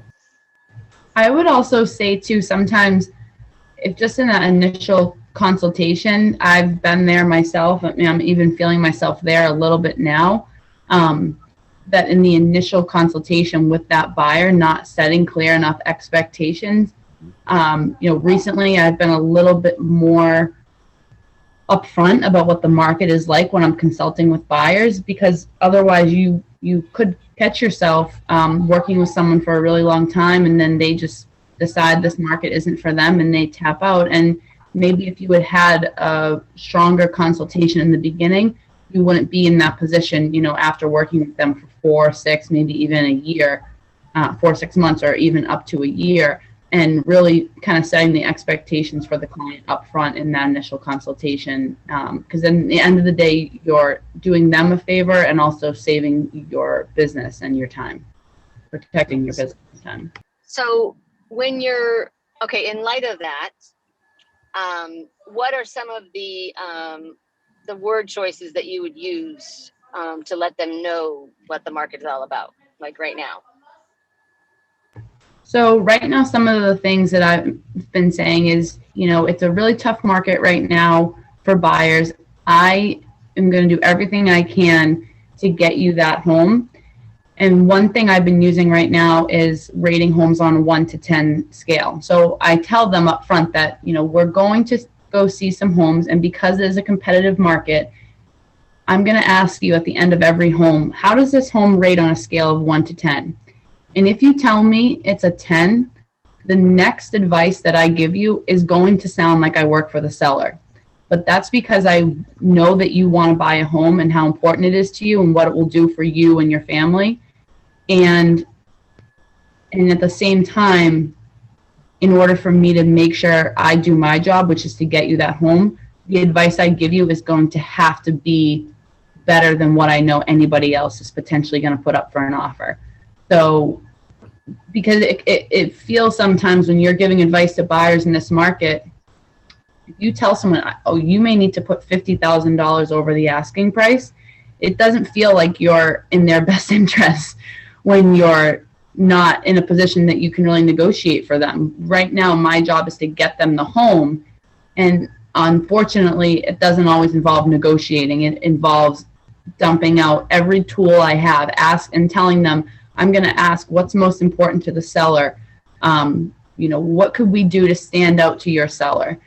Doing as much due diligence as I can before we get there. And I'm finding, the conversation with sellers is right now been pretty easy breezy. It's actually, you tell them what the CMA is and they're like, oh, my home's never going to sell for that much. It's kind of nice right now. You're not having many listing consultations where the seller wants to price higher because the market's going, has been going up so high that those prices that you're telling people they're thrilled. They can't believe it. Such great news. On the buy side, it's a little more difficult. I personally am finding, I don't know if Darren or Janet want to weigh in and what they're seeing. On the buy side, I do feel it difficult to set expectations up front, and when you have to have that conversation about what a good offer would be. Yeah, what I tell clients is that, especially meeting them in front when you're talking to buyers, is lay out the expectations. Say like, look, this could take a while, and we could be looking at multiple houses. We could be putting in multiple offers, and the trick is that, you know, yes, if we lose out on an offer we put in, we can get discouraged for a short period of time, but then we're getting right back into it. And I'm always going to be the voice of reason. I'm going to be basically the adult in the room saying like, okay, you know, we missed out on that one. The next one's going to be better. And then the next one's going to be better, but we've got to keep that focus. And I'm going to guide you, and I'm going to be the one that's going to be a little bit of a, you know, pain by saying, hey, okay, we lost that one. Let's get back out there and look for more. All right. Go back to their motivation. You know, why are you buying a house in the first place? Right. Maybe they're renting and they want to buy, first time home buyers, or maybe their family is growing. They need a bigger house. Always refer back to that, you know, say, listen, we don't want to miss out on the opportunity to get everybody their own bedroom at this point. Right. So let's keep going, you know, let's keep revisiting that list and seeing what else is out there. I think it's all in, as you were just saying, Darren, in your strong buyer presentation, and you need to kind of adjust and talk a lot about expectations in the current market. And I use a few stories for examples, and I advise them to make sure they know their price range, connect with the lender. I lean on the lender a lot. And then once I make it clear that we need to know the price range, then I talk about what people have done if they keep losing to competitive offers. It also helps if you give them market stats. I've been in the situation where the buyer is begging me to give them a number to offer. I don't want to be in that position to give them a number. So what I do is I run the numbers of what people are offering over asking to kind of embed the decision into their head. And you evaluate as you talk to them during the presentation, during the consultation. If they seem fearful, then you need to say things like, it's all in your control. You know, you don't have to be fearful in this market because I'm going to help you have the information to make confident decisions. If they think they're looking for a bargain, you need to make it clear that this is not a market to be bargaining in. You have to have a toolbox of things to say about this market. It's a tough one, and it's not for the faint-hearted. Another example I've been using is like getting into a cold swimming pool. That for buyers, when you're getting into this market, you know, put your foot in, and immediately you feel that temperature. And some people are going to put their feet in and decide it's not for them and jump right back out. But there are a lot of people that are getting used to the temperature and decide to stay in. At the end of the day, they get the house. So I think just setting those expectations with timeline and what strong offers are looking like.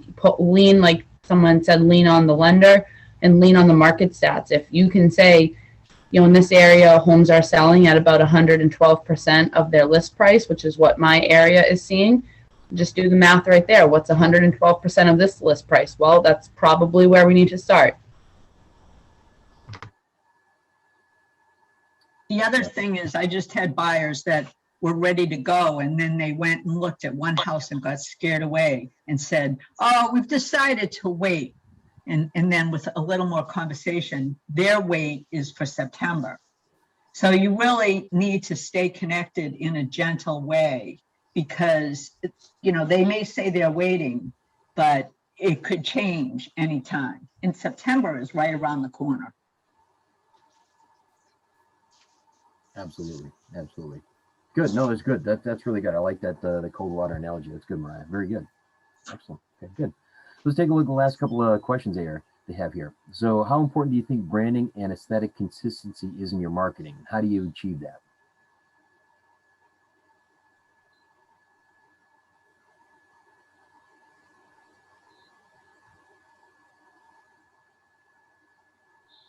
think it's extremely important, branding and aesthetics. The consistency is absolutely necessary. And just there's a lot of material in command that we can use, right?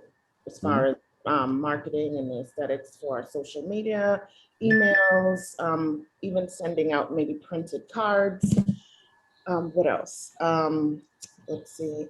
How do you achieve it? I guess just being consistent, sticking to it, and having a brand and having a voice, like being able to articulate who you are and showing who you are with your brand and your marketing style. And I don't know, just being consistent and sticking through and sticking with it and using what's in command. If you don't have that skill set, maybe you can use what's in command and play around with it and tailor it to what you prefer or what you like. Yeah. I think the key word right there, you said it a couple times, was consistency. All right, consistency. That is that is the cornerstone of this entire business. You want to be consistent in your habits. You want to be consistent with your lead gen. You need to be basically consistent across the board. And while that may not sound exciting, the lead gen part of this is actually rather boring. Okay, it's not something that is going to go out there. You're not going to have a party every time that you do lead gen, but it's an essential part of your business. And the consistency, doing that every single day, consistent marketing. All right. If people are going to see you 8 to 10 times before they make that connection, all right, you want to be the same every single time, or you want to have that branding be the same. You want it to be out there so that people know who you are. All right. I know several agents that are in our market, okay, that bounce around from one firm to the other, to the other, and to the other, and that's all they do. And every time you turn around, they're at a new place. How do you think that branding is going over with clients? They get confused, right? Okay. But consistency is key. You do that, you keep doing it, you'll get your message across. How about the last one here? How do or should you follow? What? Go ahead, Mariah. Yep. I just wanted to jump in for some advice for being consistent with your marketing and your branding. Following a social media schedule. So having maybe a theme for each day of the week. And it's okay if some weeks, you may fall off or miss it, but that way that each day of the week is assigned to a specific theme. So what I do Mondays, I do referral partners. Sometimes they're KW agents from across the country. Sometimes it's a local lender or local insurance rep. Tuesdays, I do a Tuesday tip. So, 10块钱，要不要试试这个？ the Tuesday tips could be, something like ask your insurance company for an insurance rider for your oil tank, because if the oil tank were to go and you don't have that rider, that could be a pretty penny. Wednesdays, I do a local business feature. Thursdays, I do a hot listing. So I'll reach out to an agent in my market center if I don't have a listing, or if I have to go outside the market center and say, hey, do you mind if I post your new listing to my social media? And then Fridays, I share the market stats for the week for my grid. So I just go in MLS and pull up, I do pendings, the sold stats for the week, new listings, and I do the interest rate. So following a schedule like that can be a way to make sure that you're consistently posting to your social media, and it makes that guesswork taken out of it. Definitely. That's a good schedule. That's really good. So, come up with something similar to that. That's really good. That shows you exactly how to be out there and doing the same things. Because even with those social media posts, not everybody is going to see everything that you're putting out there, but they're going to see the majority of it. And that consistency is going to be if you follow that schedule, is going to be key. Good. Okay. So lastly, how do we follow up with all the leads that come in from marketing that we do?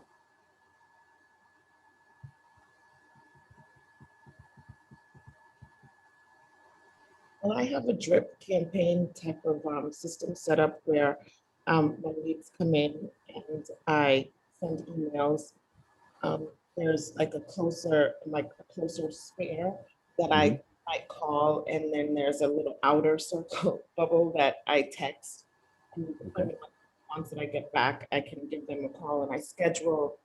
I have a schedule set up where you can, if you have questions, you can block a time, schedule 15 minutes to talk with me about any questions you might have, whether it's regarding real estate or your credit, whatever it is, and however I can help you in that process. And that works for me. And then I just keep putting everyone through my email and text. Like it's consistent. Just do it. And if you don't like it, you can stop. You know, you can text stop and drop out. And then if they do, I usually kind of like asking, sure, you know, whatever. Is it less, more, what, not related to what you're interested in, you're not interested. And then, you know, it's usually, oh yeah, well, and then the conversation goes on. But that's how I usually do it, with my calls, emails, and text messages. Okay, that's good. That's good. So she's got a very specific drip campaign, a very specific follow-up schedule that she has there, which is excellent. I mean, that right there, that's consistency, that's structure, that's consistency on a day-to-day basis. So that's excellent. Very good, very good. What do we have in command that we can use as part of our follow-up and our drip campaigns that we can do? Smart plans. Smart plans, absolutely. So it's the same principle. What we're doing is we're basically reaching out to our clients without us even knowing it. It's happening automatically behind the scenes. And it also alerts us when it's time for us to do our part to reach out to them. All we have to do every day is open up command. It tells us exactly what to do. So that's why as soon as you get somebody into contacts, all right, get them on smart plans. All right, at least one, if not others. There's plenty of them that are out there. Okay. And the smart plans are basically going to set up that schedule for you and allow you to maintain that contact so that when the time comes and they're ready, there's nobody else but you that they would use when it comes to real estate. Any questions on any of this? Everybody good? Oh, I have a question. Oh, okay. Go ahead. A quick question. Thanks, Jenny, for sharing the marketplace. I'm signing up for the net sheet one. Has anybody tried this one before, and how's that result? Have you got any lead from that? For which net service? sheet. I'm sorry. Have anybody tried the net sheet from the command? The net sheet from command? Yeah, I just saw it from the link Jenny just shared with us. Jen, you're on mute.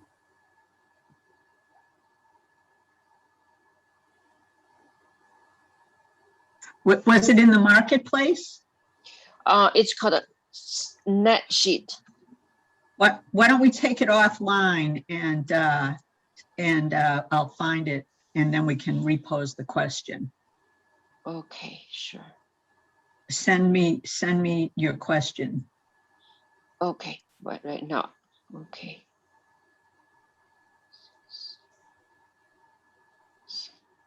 I think it's called net sheet. Wait a second. Chat. It's called net sheet. So I was going to also add that I think that if you tag everyone you put into your database, so any leads that you get at all, to me, it's key that you tag them and then make sure the tag is added to a smart plan. So if you do circle calling and you get a lead from circle calling, perhaps you're going to tag them unmet, you know, and circle calling or prospect or whatever your tagging system is. And then every tag should be attached to a smart plan. Otherwise, you'll be doing the, oh, geez, they already bought, you know, 6 months from now. Yeah. That's good. That's good. Perfect. All right. So what we're going to do is we're actually going to go in and we're going to show how to utilize the designs applet in command. And this is where you can do the majority of your marketing. You can actually use all of the templates that are in there, and you can go in and you can pretty much set up a schedule for the next month of social media posts and get them scheduled so that you don't even have to worry about it for the next month, if not longer. Okay. Mariah, do you want to bring up designs? Do you want to go through that at all, or what are your thoughts on that? Yeah, sorry. Yes, I will pull it up on my side. Sorry, the double computers get me a little bit. A little bit of an echo. That's not a bad. I have the answer to the question. I'm sorry to interrupt, but the net sheet is it's a way of getting leads. Agents can generate beautiful, accurate estimates in seconds. it's a cost program that you pay for. I would be careful before you start paying for leads. And Darren, I'll let you make that point. Yeah, no, absolutely. Here's the thing. When you pay for leads, okay, you're pretty much undercutting your business and you are only relying on one source in order for you to get your business. Our top team that consistently is in the top, our top team in our market center that's consistently the top team in the New England region, or one of the top teams, I should say, okay, and they've got 20 to 30 agents. I don't remember what the head count is on there. Even they don't buy leads and they recommend against it. Your database is the best source. And think of it this way, okay? There's a lot of other agents at other firms that don't get this training, that all they do is they buy leads. So if a lot of other agents are buying leads, what do you think the quality of the leads are that are out there, right? Okay, there are so many other ways to generate leads without spending any money whatsoever. In fact, the only thing that we recommend is just the Facebook ads, because we have the partnership with Facebook. So the return on investment is very high. But I would say that, tap into all the tools and the resources and the training and everything that KW has to offer. Read the Millionaire Real Estate Agent, all of that. You can lead generate without spending any money whatsoever. And that's what you want, especially when you're starting off as an agent, because it's not as though we had deep pockets when we first start off to get our business off the ground. So I say explore everything and anything for you, okay? And, do that at no charge, build your business that way. Because the other thing is too, is that you're going to understand how to build your business, okay, rather than relying on somebody else to give you business. And that's definitely what you don't want, because if the market shifts and that lead source dries up, now what are you going to do, right? That's why the old adage of teaching you how to fish versus giving you a fish is so much better. Absolutely. Ready to dive into designs? Sure, absolutely, absolutely. All right. So if everyone wants to take a minute to head on over to Command, and I'll give everybody like 2 minutes to get there. And then you're going to be going over to the, let's see, 1, 2, 3, 4, 5, 6, 7, 8, the 9th applet on the left-hand side. And it is like the paintbrush with the blank canvas. And you're going to click on that to enter into designs.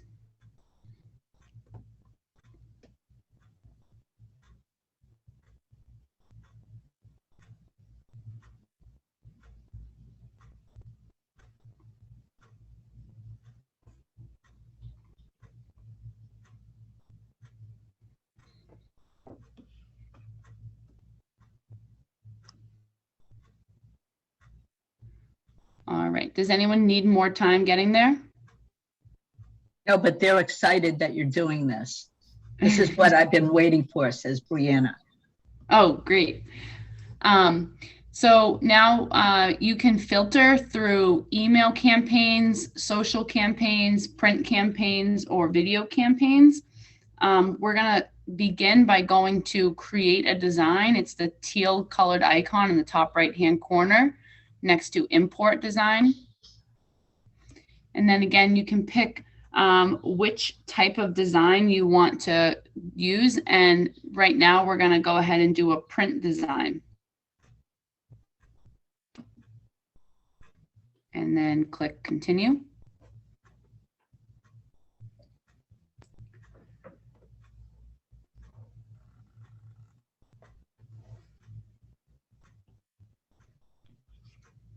And then over on the left-hand side, it will give you all different types of categories that you can use. So whether you want to be promoting the KW app, if you wanted to work on a listing presentation, send just sold mailers, let's go ahead, or maybe a just listed.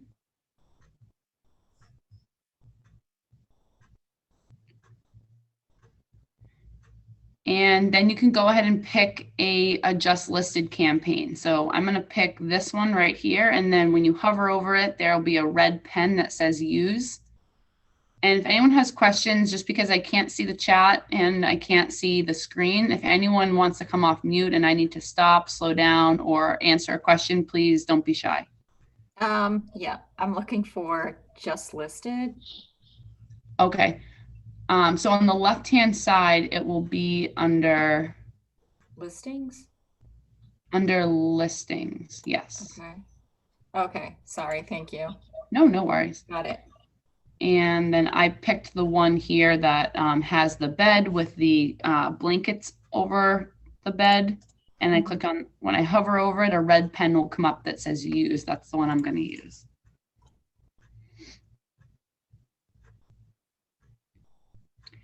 And first thing that you want to do is probably rename this.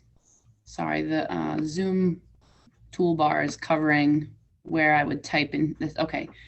If you hover over where it probably says just listed _01 _ PC, you probably want to rename that. So I'm going to rename this 54 Benson because that's a listing I have right now.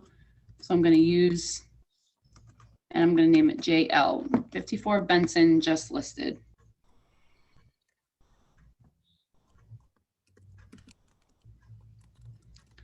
And if you have already gone through and you have, skip this. If you have completed your marketing profile, that will be really helpful when you want to go in and add, any of your own logos or anything you've preloaded onto Command. When you're working on your website, you want to have completed your marketing profile because it will have saved all of your specific information. And I'm going to go into KWLS and I'm going to search for my specific listing.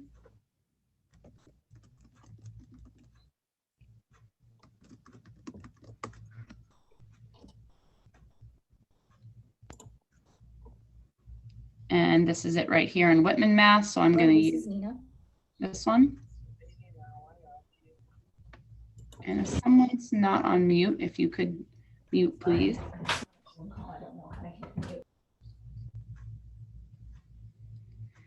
And I'm going to go ahead and use an image from my own listing.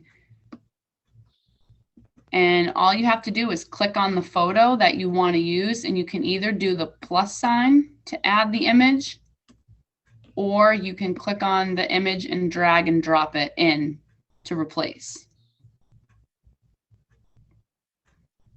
So if you don't have a listing right now, maybe you can use one in your market center, or if you want to go ahead and use my listing in Whitman, for geographically, maybe it won't make sense for everybody, but maybe you can use it for now just to get the practice done, and maybe later go back in and ask an agent in your office, if you don't have your own listing, if you can use one of theirs and repeat these steps. And then you just want to go into the text box information and change it so that it's accurate for the listing. So mine is 54 Benson Street in Whitman, Mass. Let me actually see here if, whoops, actually I could go ahead and just drag and drop that right in here if I wanted to. I forgot that feature was now here. I also want this to say Mass. So even though I dragged and dropped, I also want to just change this to be Massachusetts. And I also want to have the beds and baths. So if I go in here and I change the square feet, I'm going to hit the refresh button and it will automatically, because I'm sorry, I'm clicked into a text box.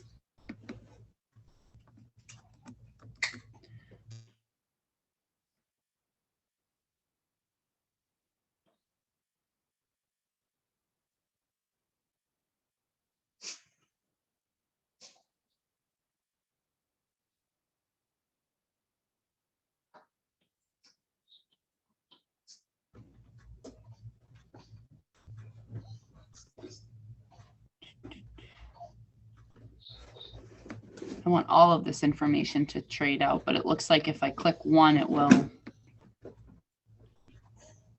remove that.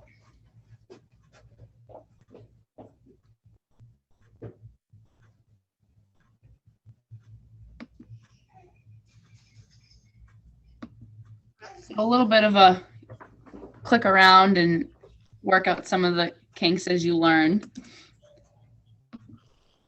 So I'm going to change, I'm just going to go in and type instead of using that refresh feature. So mine is 2 beds, 1 bathroom, and a little over 11,000 square feet. 你这儿呢 overlap interact 的 schedule， 你觉得学习效果会怎么样？ And it's built in 1920, and our list price is $360. Okay. Again, there's some features up at the top here that are blocked out for me because I have the Zoom toolbar covering them, but you could share to your social media, you could download, but most importantly, you want to make sure that you click done. And I want to make sure I save this design.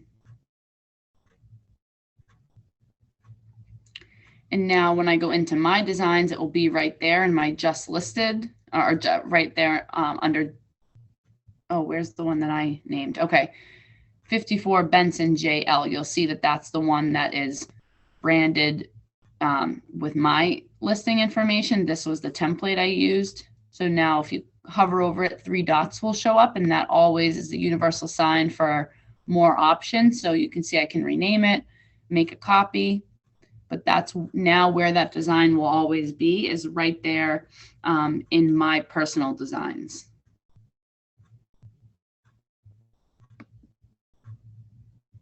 Any questions?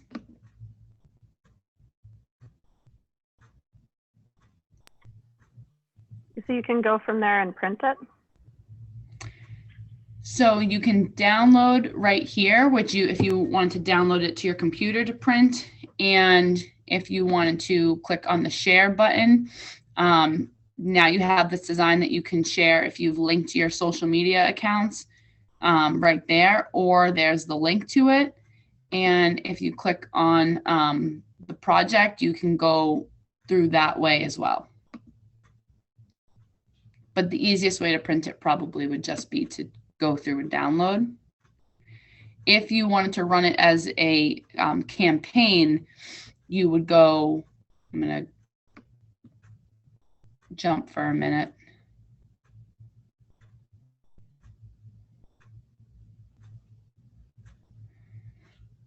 Back into command. So I'm getting out of designs and going back into command. So let me take a second.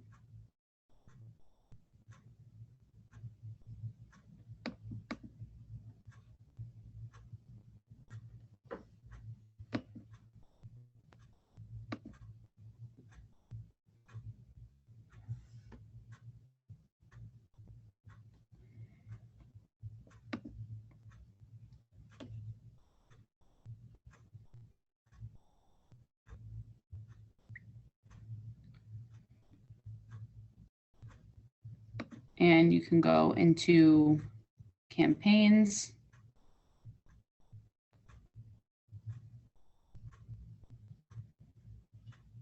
And now I'm going into direct mail.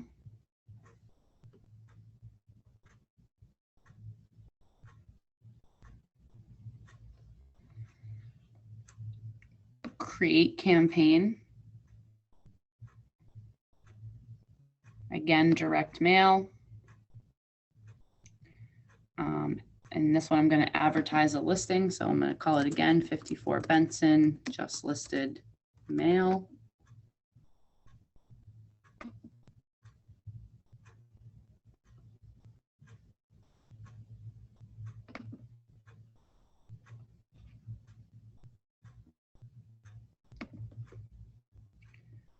And should be able to pull in a piece right from designs.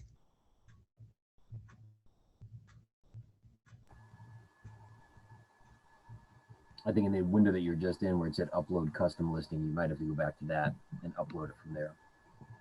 Okay.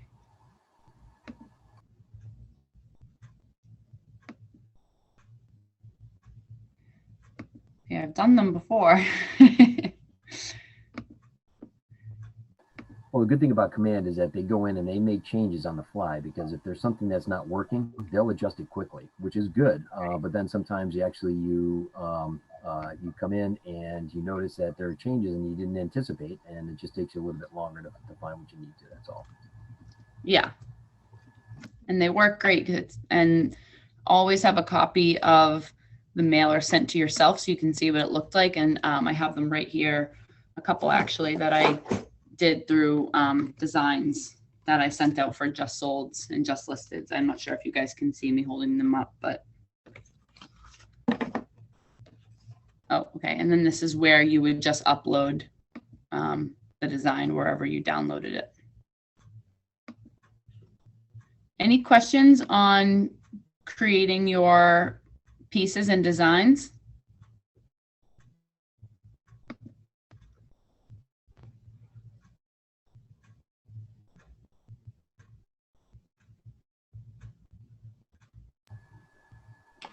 I have a question. Sure. Do you find that teams typically are more particular about like a certain style and everything? Because I do plan on joining a team. I'm just not sure exactly how that works across the board.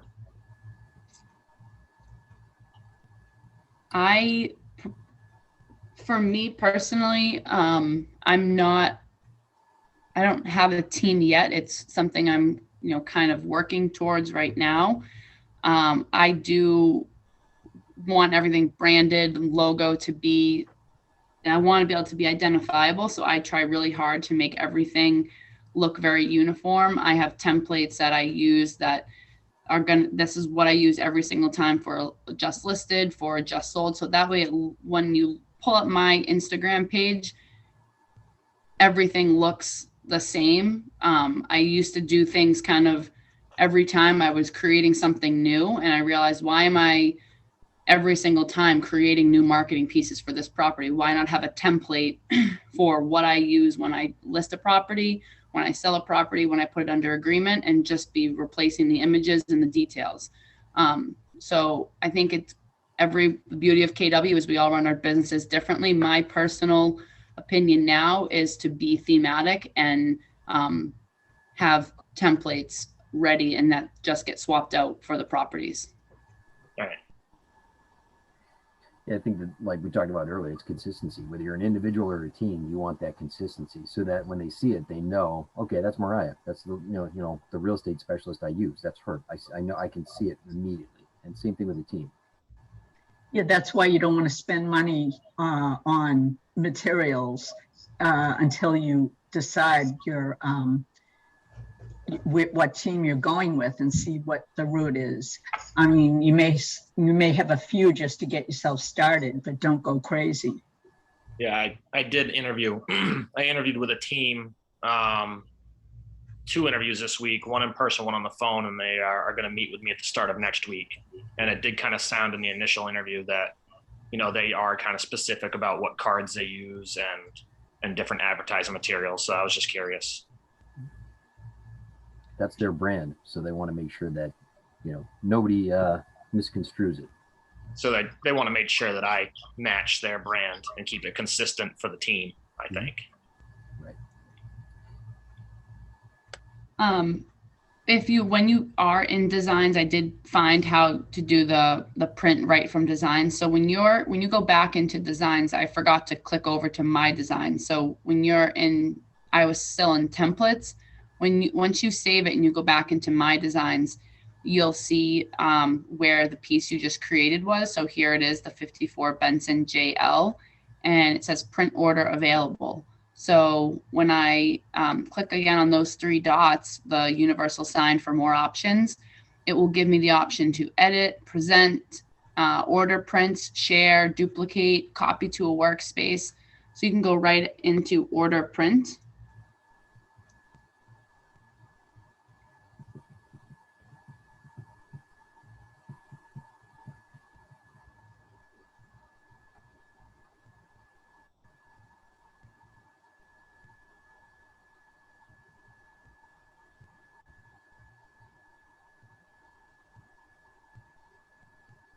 And it has me in the setup option here on the right hand side. And what you would do is just go through that where you pick, how many you're going to send out, what you're going to use for the primary. There's all different types of filters you can use. If you wanted to send it to absentee owners or you wanted to omit them, totally up to you. There's all different types of specifications and settings you can use as you're sending these mailers out.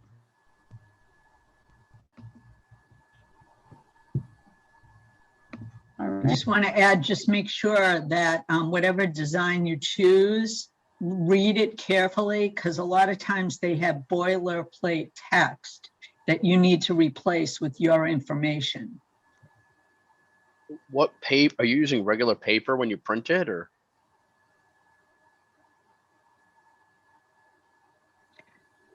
Some offices have printers set up. I don't know if your office does. Or if it's a postcard, you can use the service that's built in, and you probably get the best rate, rather than try to print postcards. That's kind of a nightmare. So when you do that, does KW then make it and send it out for you? No, there's a company, and you have to put in your credit card. Oh, okay. It's linked to a company that does it. Yeah, it's really worth it. I mean, if the thing about postcards is, if it's a just listed, that's okay. But if you're just going to start sending postcards, in the Millionaire Real Estate Agent, they recommend that you have to do it like over a year. So you need to check out your budget to make sure that you're really going to commit to that. Because if you send out 3 months of postcards and you stop, you're really not going to get a good return on your investment. Thanks for that tip. Yeah.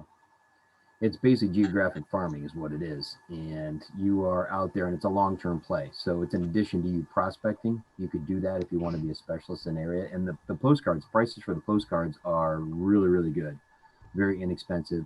And it allows you to send 1 postcard or 1,000 postcards, whatever you want, and the price does not change. So you get the efficiency of the pricing, okay, without having to worry about how many postcards to send out. All right, good. Let's see here. Do we want to go through the postcards, the examples of the cards and things that are there then? Yeah, one tip I just wanted to add for, especially when you're sending out those initial mailers to your database, I actually will order them with the envelopes and handwrite the addresses on the outside, just because I know for me personally, if it comes in the mail and it's not addressed to me, often it does go right to the recycling bin. So a lot of times if it's something that, if I bought seeds to go with it, or if I bought koozies to go with the mailers, I make sure I put those in an envelope. And obviously with those 2 things, you have another piece going in there with it, but handwrite the envelope so people are much more likely to open it and know that you took the time to make it personal. Absolutely. That's a nice touch. Very nice. All right, so let's take a look at this example of a postcard right here. So what do you think the purpose of this card is?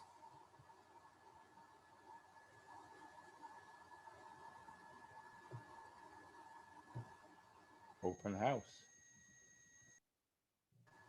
What was that, David? I'm sorry, we couldn't hear you there. Oh yeah, I gotta hold the mic close.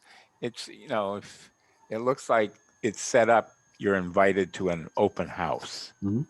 Yeah. But, if something comes on the market on Wednesday, and you have open houses on Thursday, Friday, Saturday, this has to go to social media. You can't do a print and send it.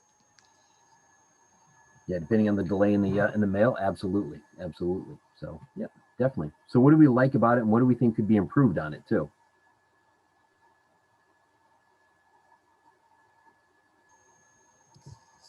This is some generic house, probably not New England, by the looks of it. And I think you need to do an image of whatever the house that is going to have an open house, since hopefully it's been photographed. Yeah, it looks like this might actually be the house, because this is actually a realty group down in Stratford, Connecticut here, and they've got the time and everything in there. So, hopefully this is the house, because if this is catching my attention and I want to go see this because this is a style that I like, then, you know, I don't want to walk in and find it to be something completely different. But yeah, open house. Usually in this instance, you want to take probably one of the best pictures of the house. So what's the best room or what's the best feature of the house and put it in there. Absolutely. I think that that's good. You're missing phone number, right? Phone number and email I'd get on there. Well, it's actually down in the lower right-hand corner. If you notice, like they've got their realty group, but it's very small, right? Yeah. You may want to expand that. I mean, I think it's great to have their picture on there because now you probably have an idea who's going to be there hosting the open house, right? You know who the realty group is that's handling that, but the contact information could probably be bigger on that as well, right? There isn't a date. It says Sunday. Join us on Sunday, but it doesn't have a date. That's true. That's true. Absolutely. Want to put that in there just for, you know, specifics there. Absolutely. Absolutely. What else? Any other thoughts on this? I think almost all the writing, and it's a digital image, but almost all the writing needs to be enlarged just a bit. Okay, sure. Just so you can read it, you know. Yeah. But, you know, it catches your attention. I look at that house and I'm like, you know, I may want to see the rest of that. That's pretty good.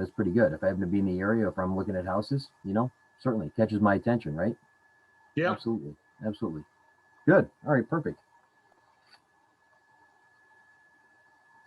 Take a look at the next one.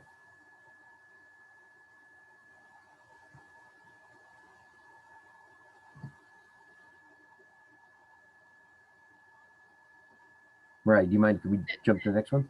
Yeah. Do you get? All right. Thank you. Showing up on your side is switched. Sorry. Yeah, yep. Yeah. Perfect. Thank you.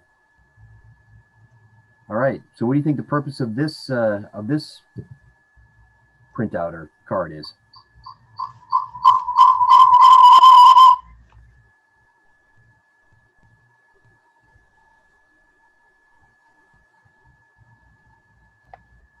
Try and get listings.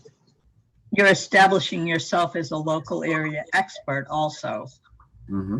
Okay. Yep. So you're trying to get listings. Yep. Absolutely. And establishing yourself as a local specialist. So in what way? What makes it stand out so that you're getting that message across?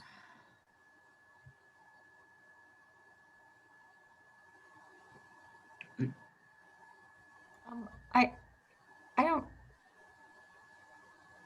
You're telling So wait a people second. So it says that the average listing price was $362. All right, tell you what, Nina, why don't you go, and then Jim, why don't you go? So Nina, what were you saying? So, I don't know that this was, so it says that the average listing price is $362.80, and I know it's just average. And then the average sold price is $322. So, you know, as just a, you know, if I was looking to sell my house and this was associated with this HeartLink Homes, you know, at first glance, I would think like, okay, wait a minute. So, you know, maybe I wouldn't look at the average part. I would look more at the listing price and then the sold price. And it would just kind of, you know, I would just say, wow, these houses are being overpriced, or this house was over, you know, whatever was overpriced. So I don't know that I would put that, you know, because it seems more as like, even though it's saying that it's heated up, I don't know. I guess I just don't like it. I don't know. Okay. Yeah. I mean, if it's not telling you what you're looking for, then yeah, that might be an issue. But Jim, what were you gonna say?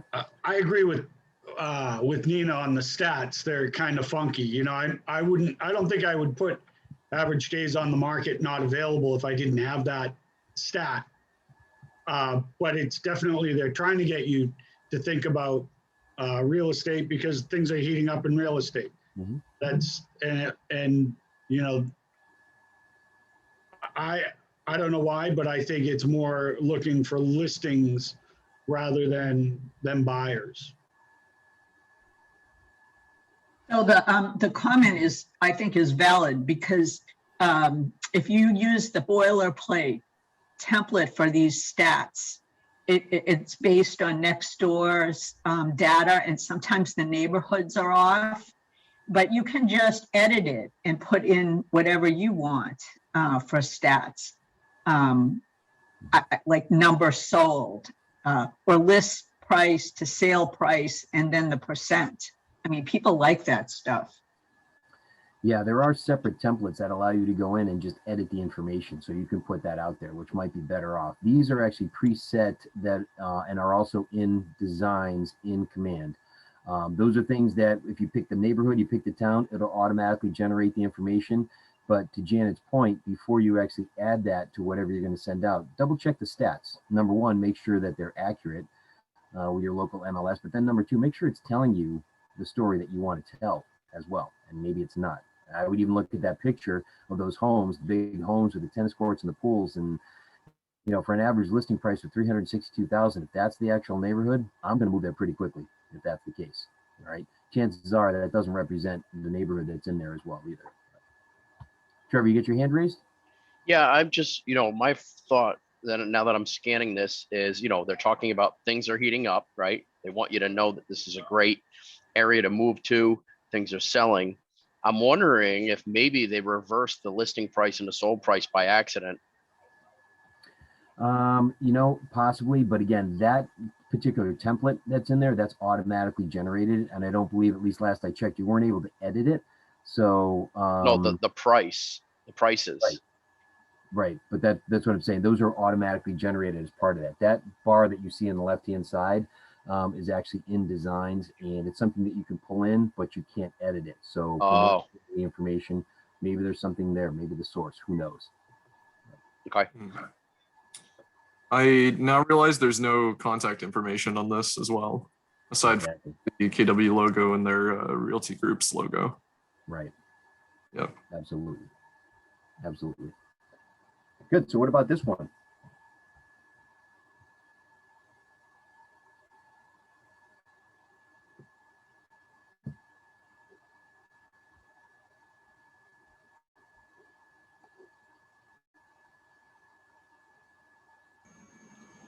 Well, where is this? Anybody want to take a guess as to where this is? Maybe Kansas. Maybe. We don't know, do we?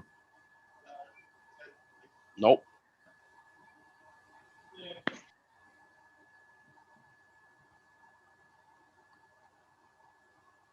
What else do you notice about this? There's no phone number or real links to anything or to guide you to their pages or whatever. Yep.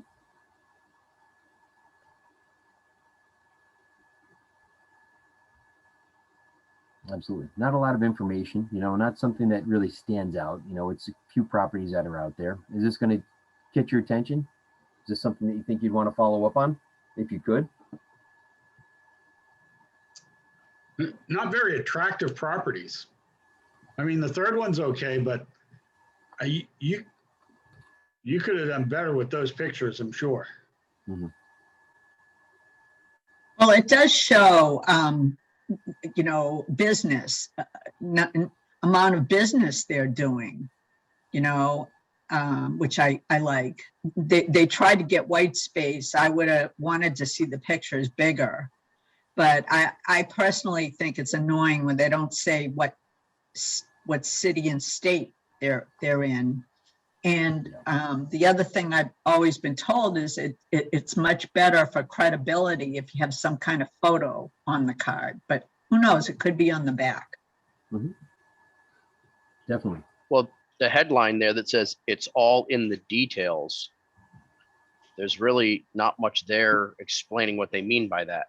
It's very vague. Like what do they mean? It's all in the details. True. Yeah. I also agree with the sentiment of the photos not looking that amazing, just because like the clouds in the middle photo could have easily been photoshopped out. Like I know how to do that personally, and photographers do that complimentary usually. That's a good point.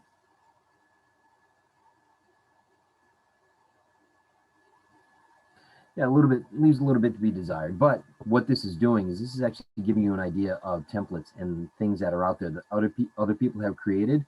So when you go in and you create your marketing materials and your pieces, now you know what should be added, what's important, things that people are going to be looking for. So as you create your marketing materials, you know, figure out what it is that's going to catch people's attention and figure out how to make sure that people can reach out to you and can contact you and touch base with you as well.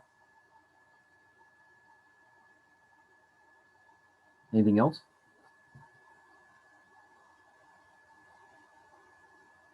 All right. Mariah, anything that you want to add at all? No, just I think everyone touched on all of it. That make sure that you scan. I've done the same thing with using a neighborhood snapshot, and the data wasn't as exact how I want it, but I like the look of how the market snaps look themselves. So I didn't use that exact one because you can't go in and change what list price and sale price say, but I used the image of having it the way it was with the map. And I just made a text box off to the side where I put in the data that I wanted to have on another mailer that I sent out for a very specific neighborhood. Good. Good. It's a good idea. Perfect. And just make sure that you proofread everything as well too. I'll tell you a personal example for myself. When I was at another company when I first started off, I sent out postcards to folks in my neighborhood, and I misspelled my own name. I didn't proofread it well enough. And the only reason I know that is because there was a teacher, one of my kids' teachers, who actually gave the card to, my daughter to bring back to me. Say, hey, make sure that whatever the company is your dad used, make sure he doesn't use them again. Well, it was my fault. So. I ordered 100 koozies with my cell phone number 781-724-2595. I ordered 100 koozies 781-725-2594. Ooh. That was I'll never make that mistake again. It's when you break out the marker and you start writing over that last number, right? Do you call that number and ask the guy for your leads? Right, that would be a good idea, right? Tell him a referral fee if he's an agent. So up next, we are going to actually make a piece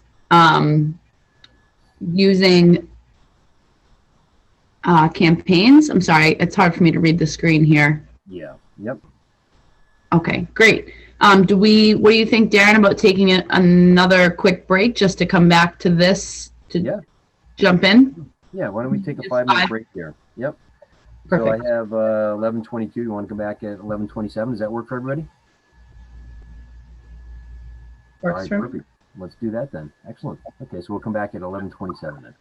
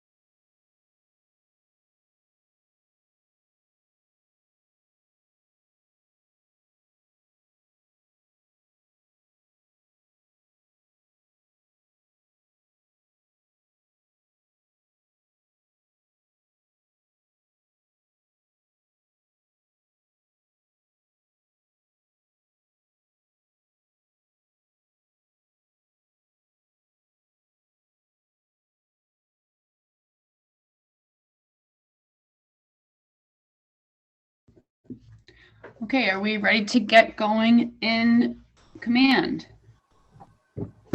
There we go. All right, so we're going to go into campaigns in Command. So that is right beneath opportunities. So you're going to go 1, 2, 3, 4, 5, 6, 7 applets down and click on campaigns.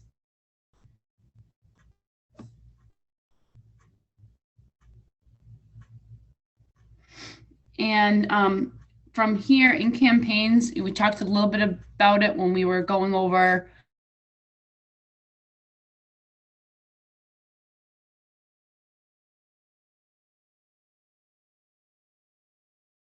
We can't hear you, Mariah.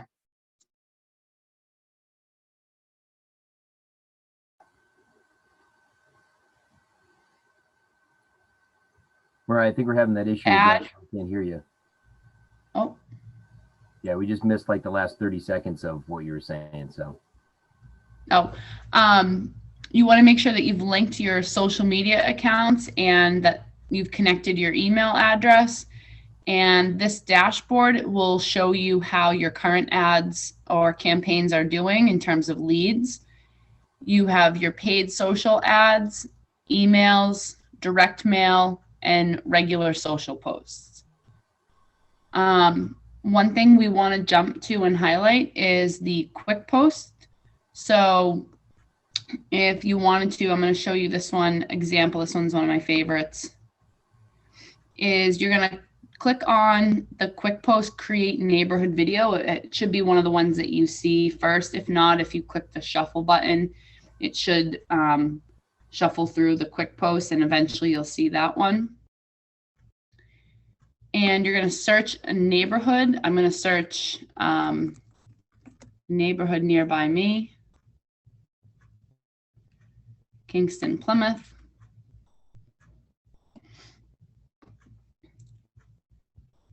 Click next. And here you can actually update, the average price per square foot, how things are doing. This is what it comes in as their available data, but you can go through and edit it if it's a little bit different. So if you want to use your MLS system to make any adjustments to what the SNAP is pulling, then you can go to agent information. And if you've already done your marketing profile, it should have all of this up. So your photo, your name, what your title is, your market center, and your brokerage.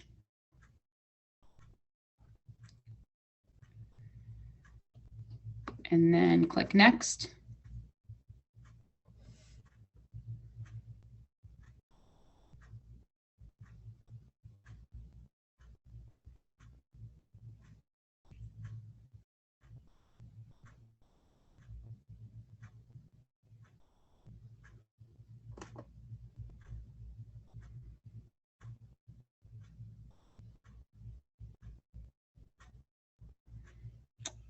Great, and this is what it looks like, just for you to preview it.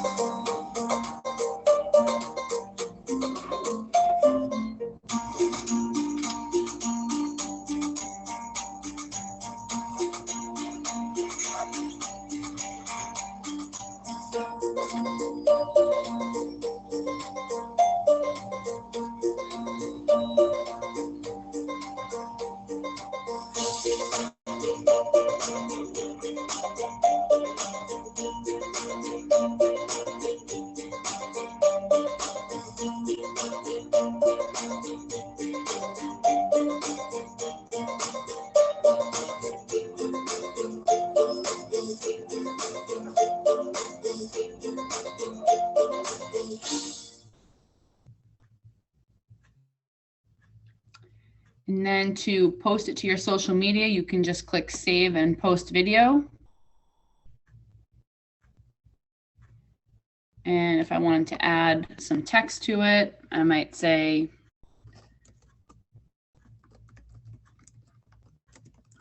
hey, Kingston, here is your weekly neighborhood update.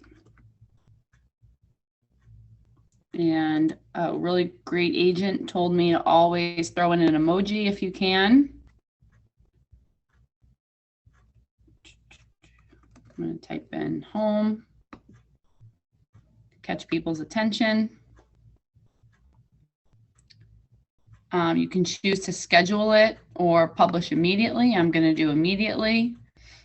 I have it connected to my Facebook account already, and click publish post.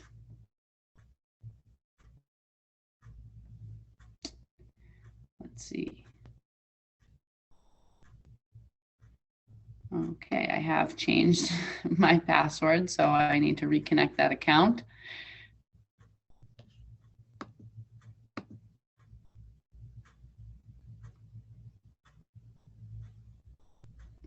I must have to go into my settings and update that. Like I mentioned, I hired an intern and shared all of my passwords, so I had to go in and change a lot of them. Any questions on those steps?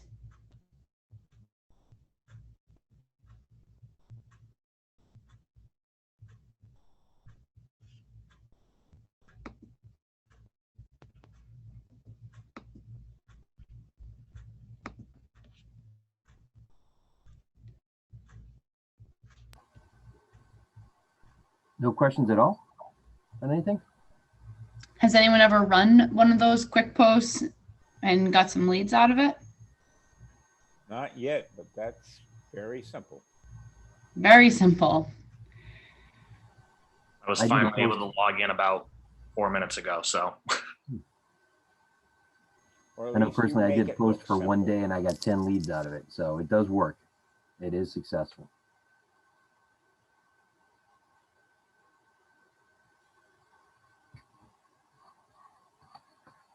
You can either just do it as a regular social post or make a paid ad. So if you guys want to take a second to think about which one you want to do, whether it's paid ad, email, direct mail, or social post, I'm going to go through and do the paid ad. Actually, Mario, we have somebody has a question here. Trevor has a question. Sure. So I'm a little confused. Should you post all this stuff to your business account and then go in and share it with everybody? Is that how you do it? As I understand it, I don't know if each board has their own different set of rules. I know for my local board, you have to post it to your business account, and your business account also must have your brokerage identified. So my business Facebook account is Mariah Wicker Keller Williams Realty is the name of my business page. Everything goes to my business page, and then on my personal account, I'll share from my own page, is how I understand it. Yeah, I actually taken a social media course, and they say to post it to your business page, share it with your personal, and then share with as many other people that you can, and have those people share it with who they know. That way you get the compound, basically marketing from that effect.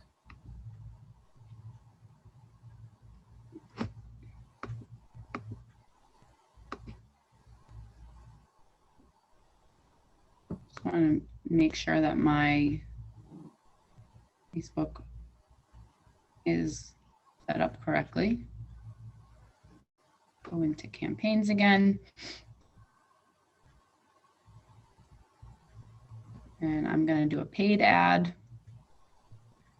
And I'm going to start with create campaign. Again, social ad, and you can do it for paid or unpaid. I'm going to do paid. I'm going to advertise that same listing through Facebook and through Instagram. I'm going to do it for that listing I mentioned before.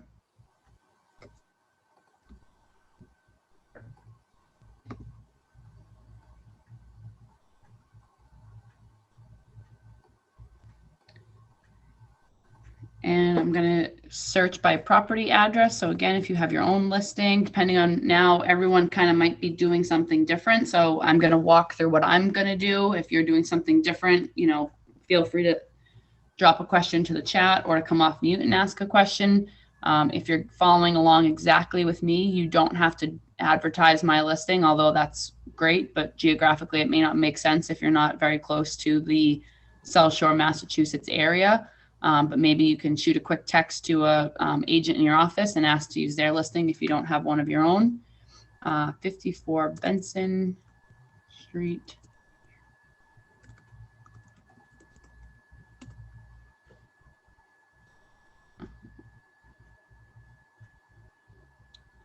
I notice sometimes it doesn't come up if you have it only as your own listing, even though once I find it, it will have me as the agent.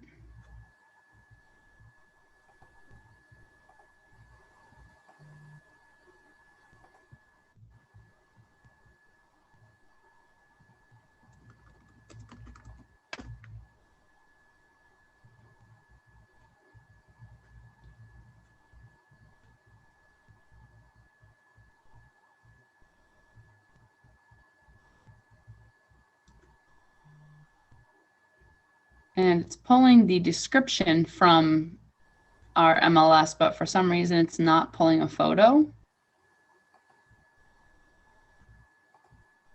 So let's try another one.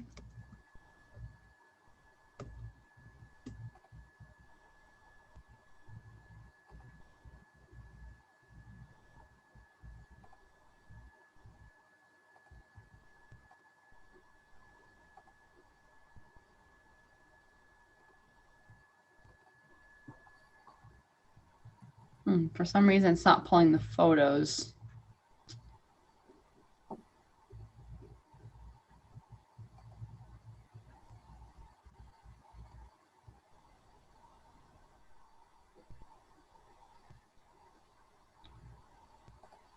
So instead,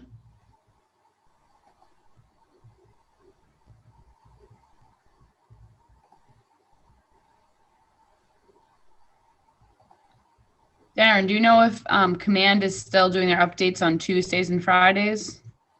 I know about Tuesdays. Wasn't sure about Fridays. I didn't know if they still did that, but it could potentially be that. I know Tuesdays are the big day. I wasn't sure if they're still doing Fridays, to be honest with you. For some reason, it's not pulling up the photos from MLS, but yeah, sometimes that does happen. So, but that's fine. It shouldn't be a consistent issue. It might just be like said on the Tuesdays and the Fridays. yeah. Some of the other ones are. I mean, it looks like it just must be my MLS because even the other Copper, I have another one on Copper Lantern Lane.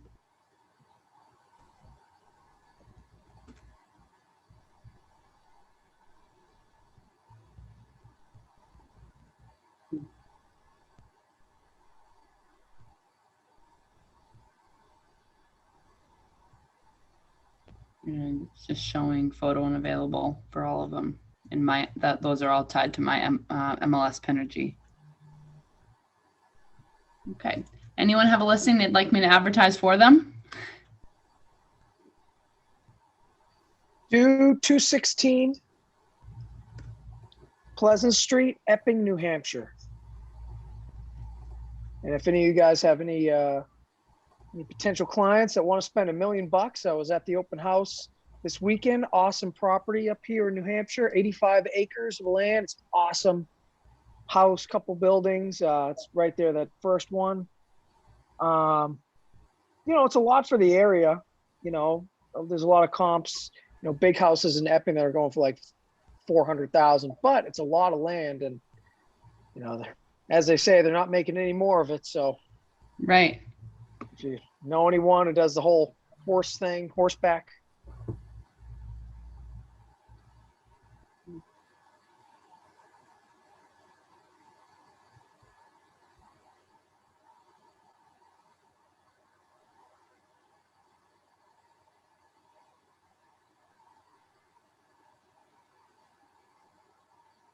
Ohio and Pennsylvania, but obviously we all understand, just the basics of going through the software and the program. Epping, New Hampshire is a beautiful place too. Yes, they have a Starbucks, so it's not it's not too bad. I mean, they got Walmart, Starbucks, so owning 85 acres in a town like that's pretty interesting. I don't think that happens too often, that there's a plot that large in a town that's that developed already. Right. Where my father grew up in the 50s. My husband did a race there called the Halloween Howler.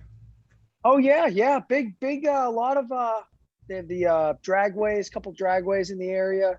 A lot of fun stuff going on in Epping. Pretty good school district. All the schools are in one location, which I think is awesome, kind of awesome, for at least dropping the kids off. It's all one-stop shopping. It's a nice little town. A lot of new developments on Pleasant Street. So it's, and it is buildable. You can build one other house as it is now.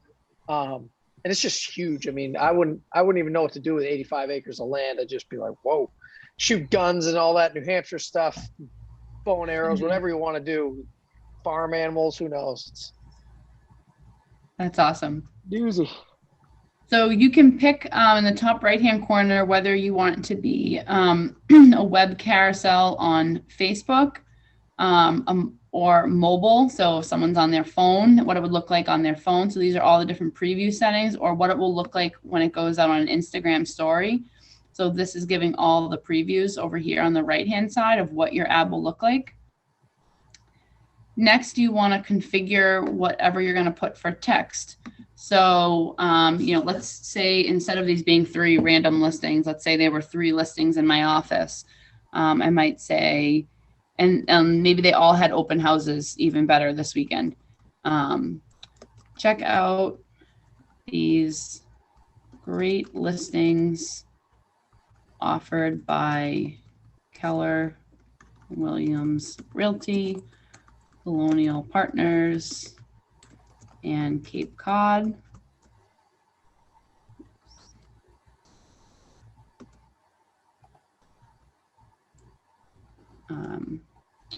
Don't miss your chance to view at the open houses available, all on Saturday from, let's say they were 12 to 2.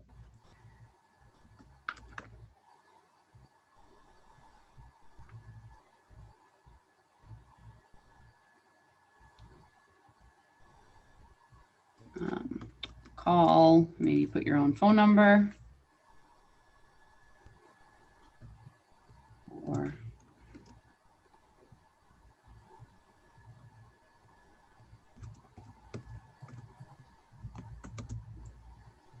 okay, and then maybe say, call, maybe include your own name, call Mariah at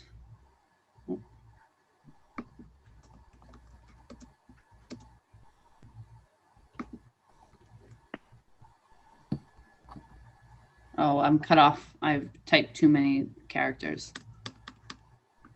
So maybe just leave it. Call 781-724-2595 for buyer's representation and to make an offer. Save that. Adjust how I want the media to go. So if I want specific text to go for the first listing for that Pleasant Street one, I might just say again, I think you said it was 85 acres. And then maybe again,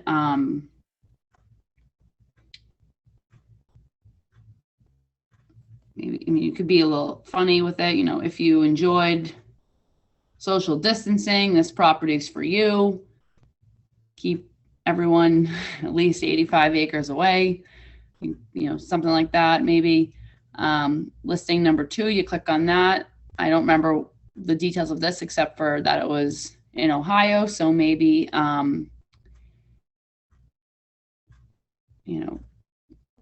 what's the college? And, write your description there and then repeat for the 3rd listing. Then the button label. So this is what people that when they see it on social media are going to have the option to click on. So for certain things, if you're having an event, if you're hosting a buyer's class, first-time buyer's class, or I love that idea about the downsizer class. Maybe it's an option to sign up, contact us, or maybe you're hiring for an intern and you can have people apply. All of these buttons are available to you. I usually do learn more because I feel like that's what people are most apt to choose. And then it's where they're gonna go. So maybe it's to a landing page. If you were advertising, let's say this was only for one property, you could pick a listing you had. So this was a landing page I made for a listing. And maybe I'm gonna have them, when they click learn more, it's gonna bring them to the landing page on that exact same property. If not, maybe I just want to bring them to download my app. So if you've configured your website and you've set some things up, this may be where you can pick some of those landing pages, or instead maybe you want to enter the email address, or I'm sorry, the website address here that you specifically want them to go to. What I like to do when I run a paid ad is have a landing page made for the property. So I'll use that property's landing page. Then where you want your DBA logo positioned, include your ownership statement. So that's your legal footer usually. Don't forget to hit save. Oh, wants me to go through.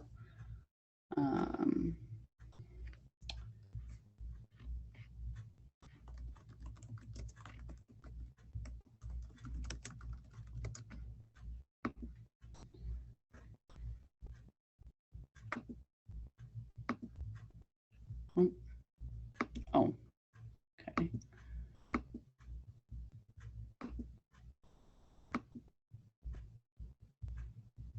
So now it is allowing me to add those images on.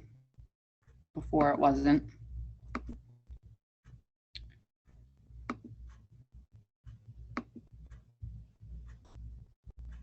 And it lets you pick from the listing what photos you want to use.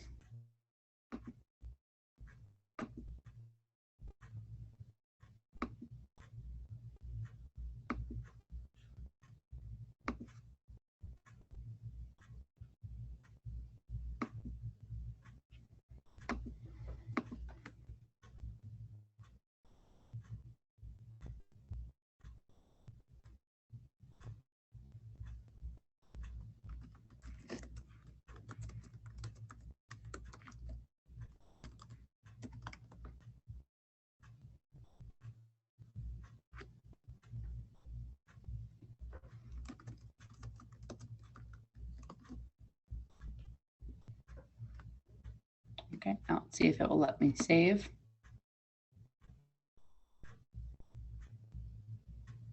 Oh, landing page for these as well.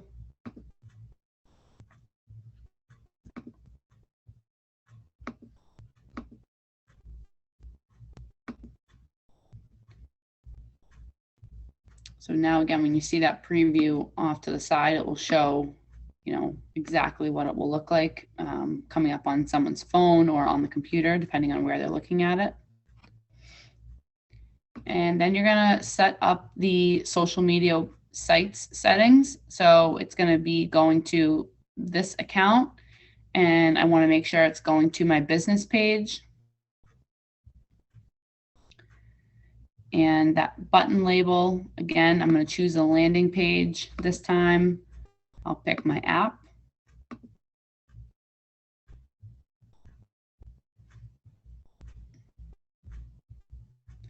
And then you can either have it be automatic, so 20-mile radius out of Plymouth, or if I want to, only target to my database, and maybe I've added tags into a specific audience. So maybe I want to market it to a certain tag that I have. Let's see.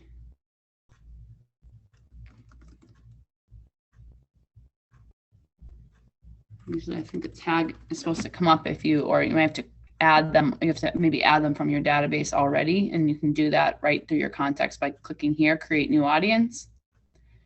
And you can change the location. So if it was in a different area, I could change that.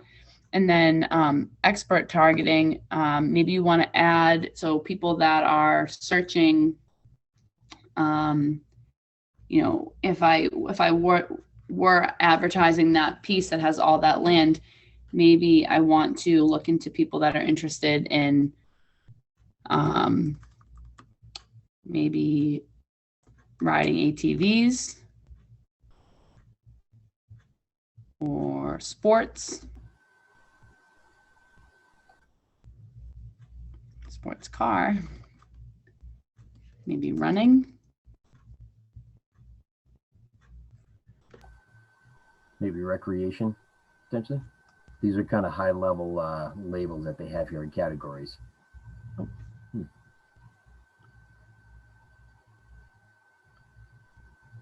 And normally I'll pick sometimes too, if someone's searching for a home, they may be on realtor.com. That's usually one that I've used before.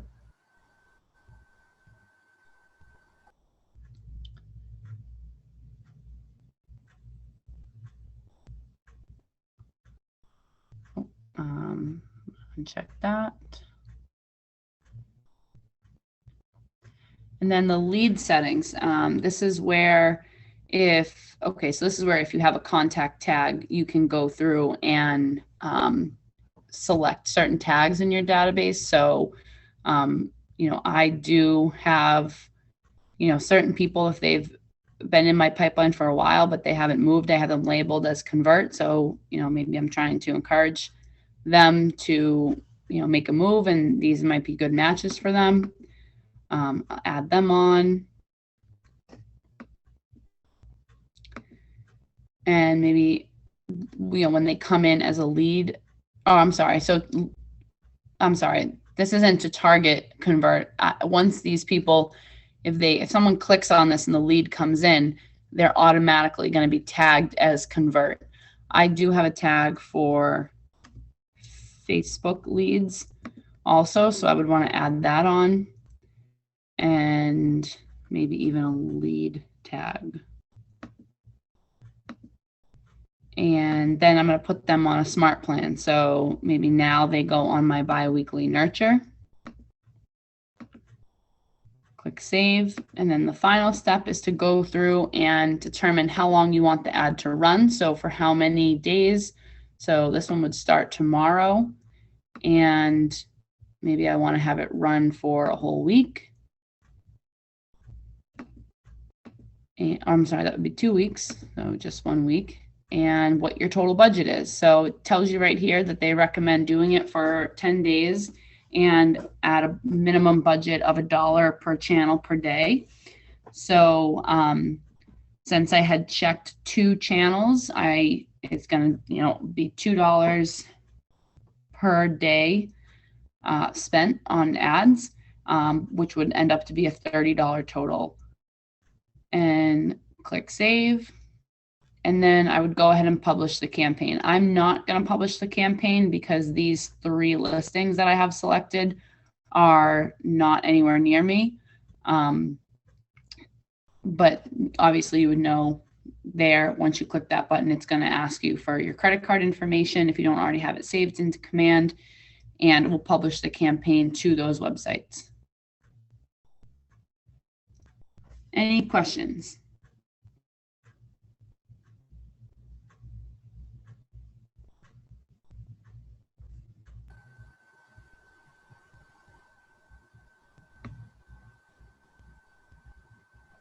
No questions from anybody?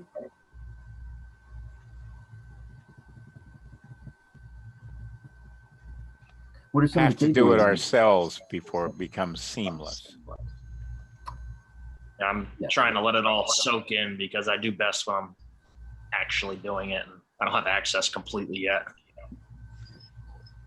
Yeah, once you go in, and that basically can be your homework for the weekend, is to go in and create a template in Designs and actually post it in social media. I think that'd be good. I mean, Mariah's showing you basically how to create everything, and designs, then go into campaigns and post it. So that would be great for homework this weekend, is to have everybody at least put one thing together and then publish it out there and see what the response is.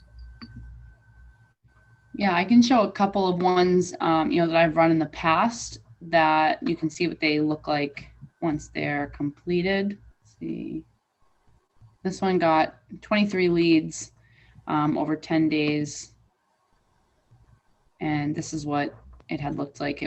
I think this was multiple listings that were being sold in my market center.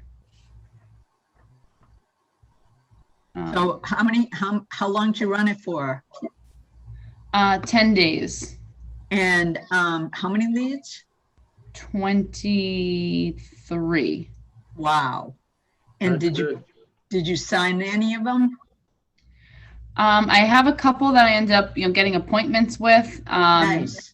And none that have actually gone under contract yet, but it was buyers that were picked up from that. So a lot of times, some of these leads are a little bit early on in the process. They're maybe just starting out, so they may have to do a little bit of work to get pre-approved or to get on the road.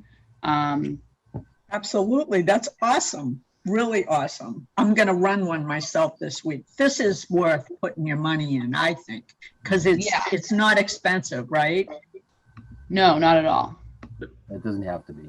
Quick question on those leads. Are those filtering duplicates, like if they're already in your database, or is that pure leads? That I truly don't know the answer to. I believe they're all new because they come in when you click on, if I were to click on, this just has in the last 30 days, but let me go to lifetime. If I view all the leads that I've ever got from running campaigns.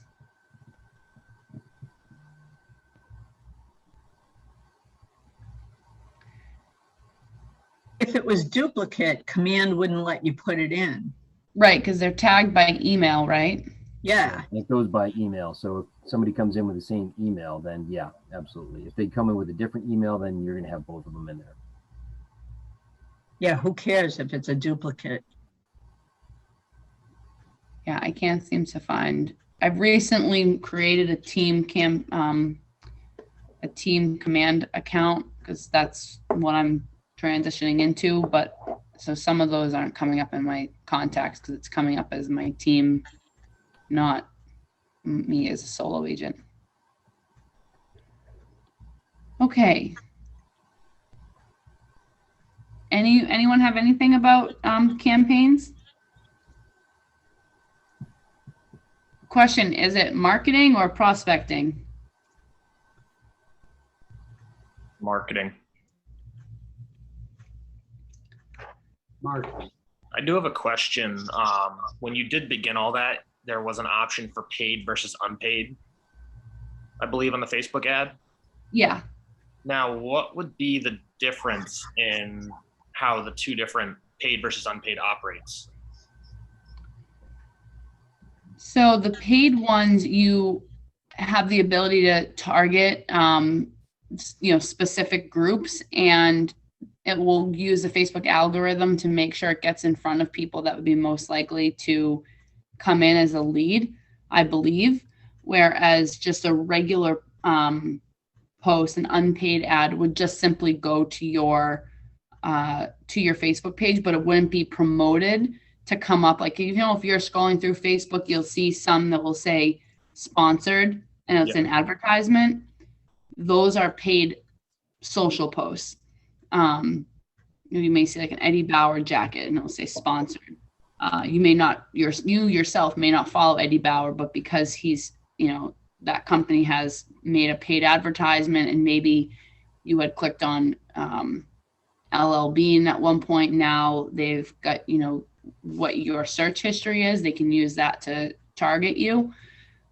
A regular paid ad would just, only your followers would see that. It wouldn't become a sponsored ad. All right. Thank you. Yep. I think that answered the question fully. If anyone else has anything to add to that, please let me know.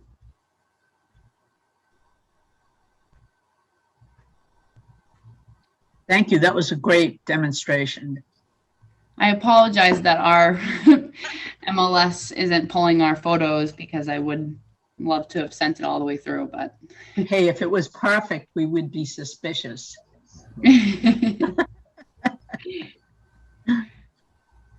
All right. Anybody have any other questions or any takeaways or anything like that?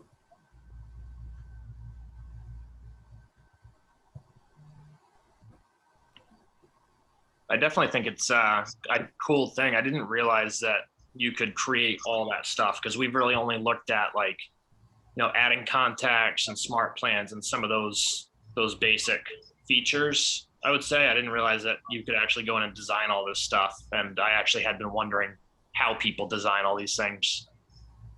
Agreed. There you go. I recommend that you start with just a social media post, just something to put on Facebook just to get the feel of it, and do a few of those. But Brooke posted the new magazine, which is the summer magazine, which is like a 15-page document that you can go through. It's very cool. But don't just dive into that until you get used to the platform. It's a little frustrating in the beginning, but it is sweet. I love it. And make sure you have a mouse. Don't try to use an iPad or just a keyboard.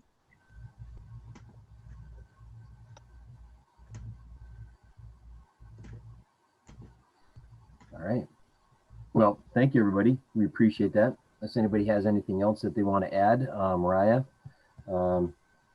Janet, anybody? I'm going to drop into the chat. We had talked about, meant to do it and I forgot. I'm going to drop into the chat a copy. I just downloaded a copy of my 36 touch that I'll throw into the chat for anyone that wants just an example of what, when we were talking about that briefly, what that looks like. Good. Perfect. Thank you, guys. Great job. Yes, thank you very much. Don't hesitate to reach out if anybody has any questions too later on as well.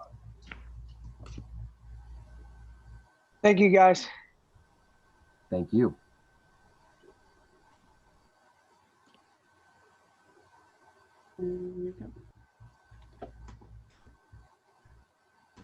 Hey, so let me ask, while I got you guys on the call here, any of you agents work in Boston, inner city?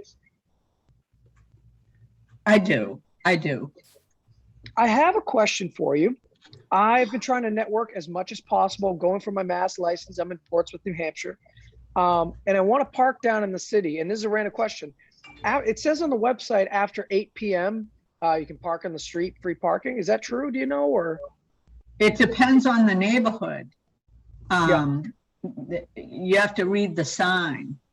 If you're in Boston, Anthony, like you mean like Boston, like Back Bay, Boston, like what part of Boston do you mean? I know I've lived in the area my whole life, and I've actually spent a good amount of time in the city. I can barely describe where I'm thinking of. I would say Back Bay. I think Back Bay is where I'm headed. After, I believe, 6 or 8 p.m., it's free parking. Okay, However, awesome. Be aware of the signs too, because sometimes one side would be considered resident parking. So you'd have to have a permit to park. And then the other side of the street would usually be like the metered or after 8 p.m. free parking. So that's the only thing you would want to pay attention to. And then now we have like Park Boston. You can download the app and it'll tell you like what session to apply for. And then you have up to 2 hours, anything prior to the cutoff time that you can just do on your phone, which is really convenient. So awesome. Yeah.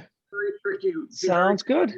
Signs, because you know you might think that you're parking somewhere where there's no sign, but if you park between 2 signs, the other sign could be a half mile down the road.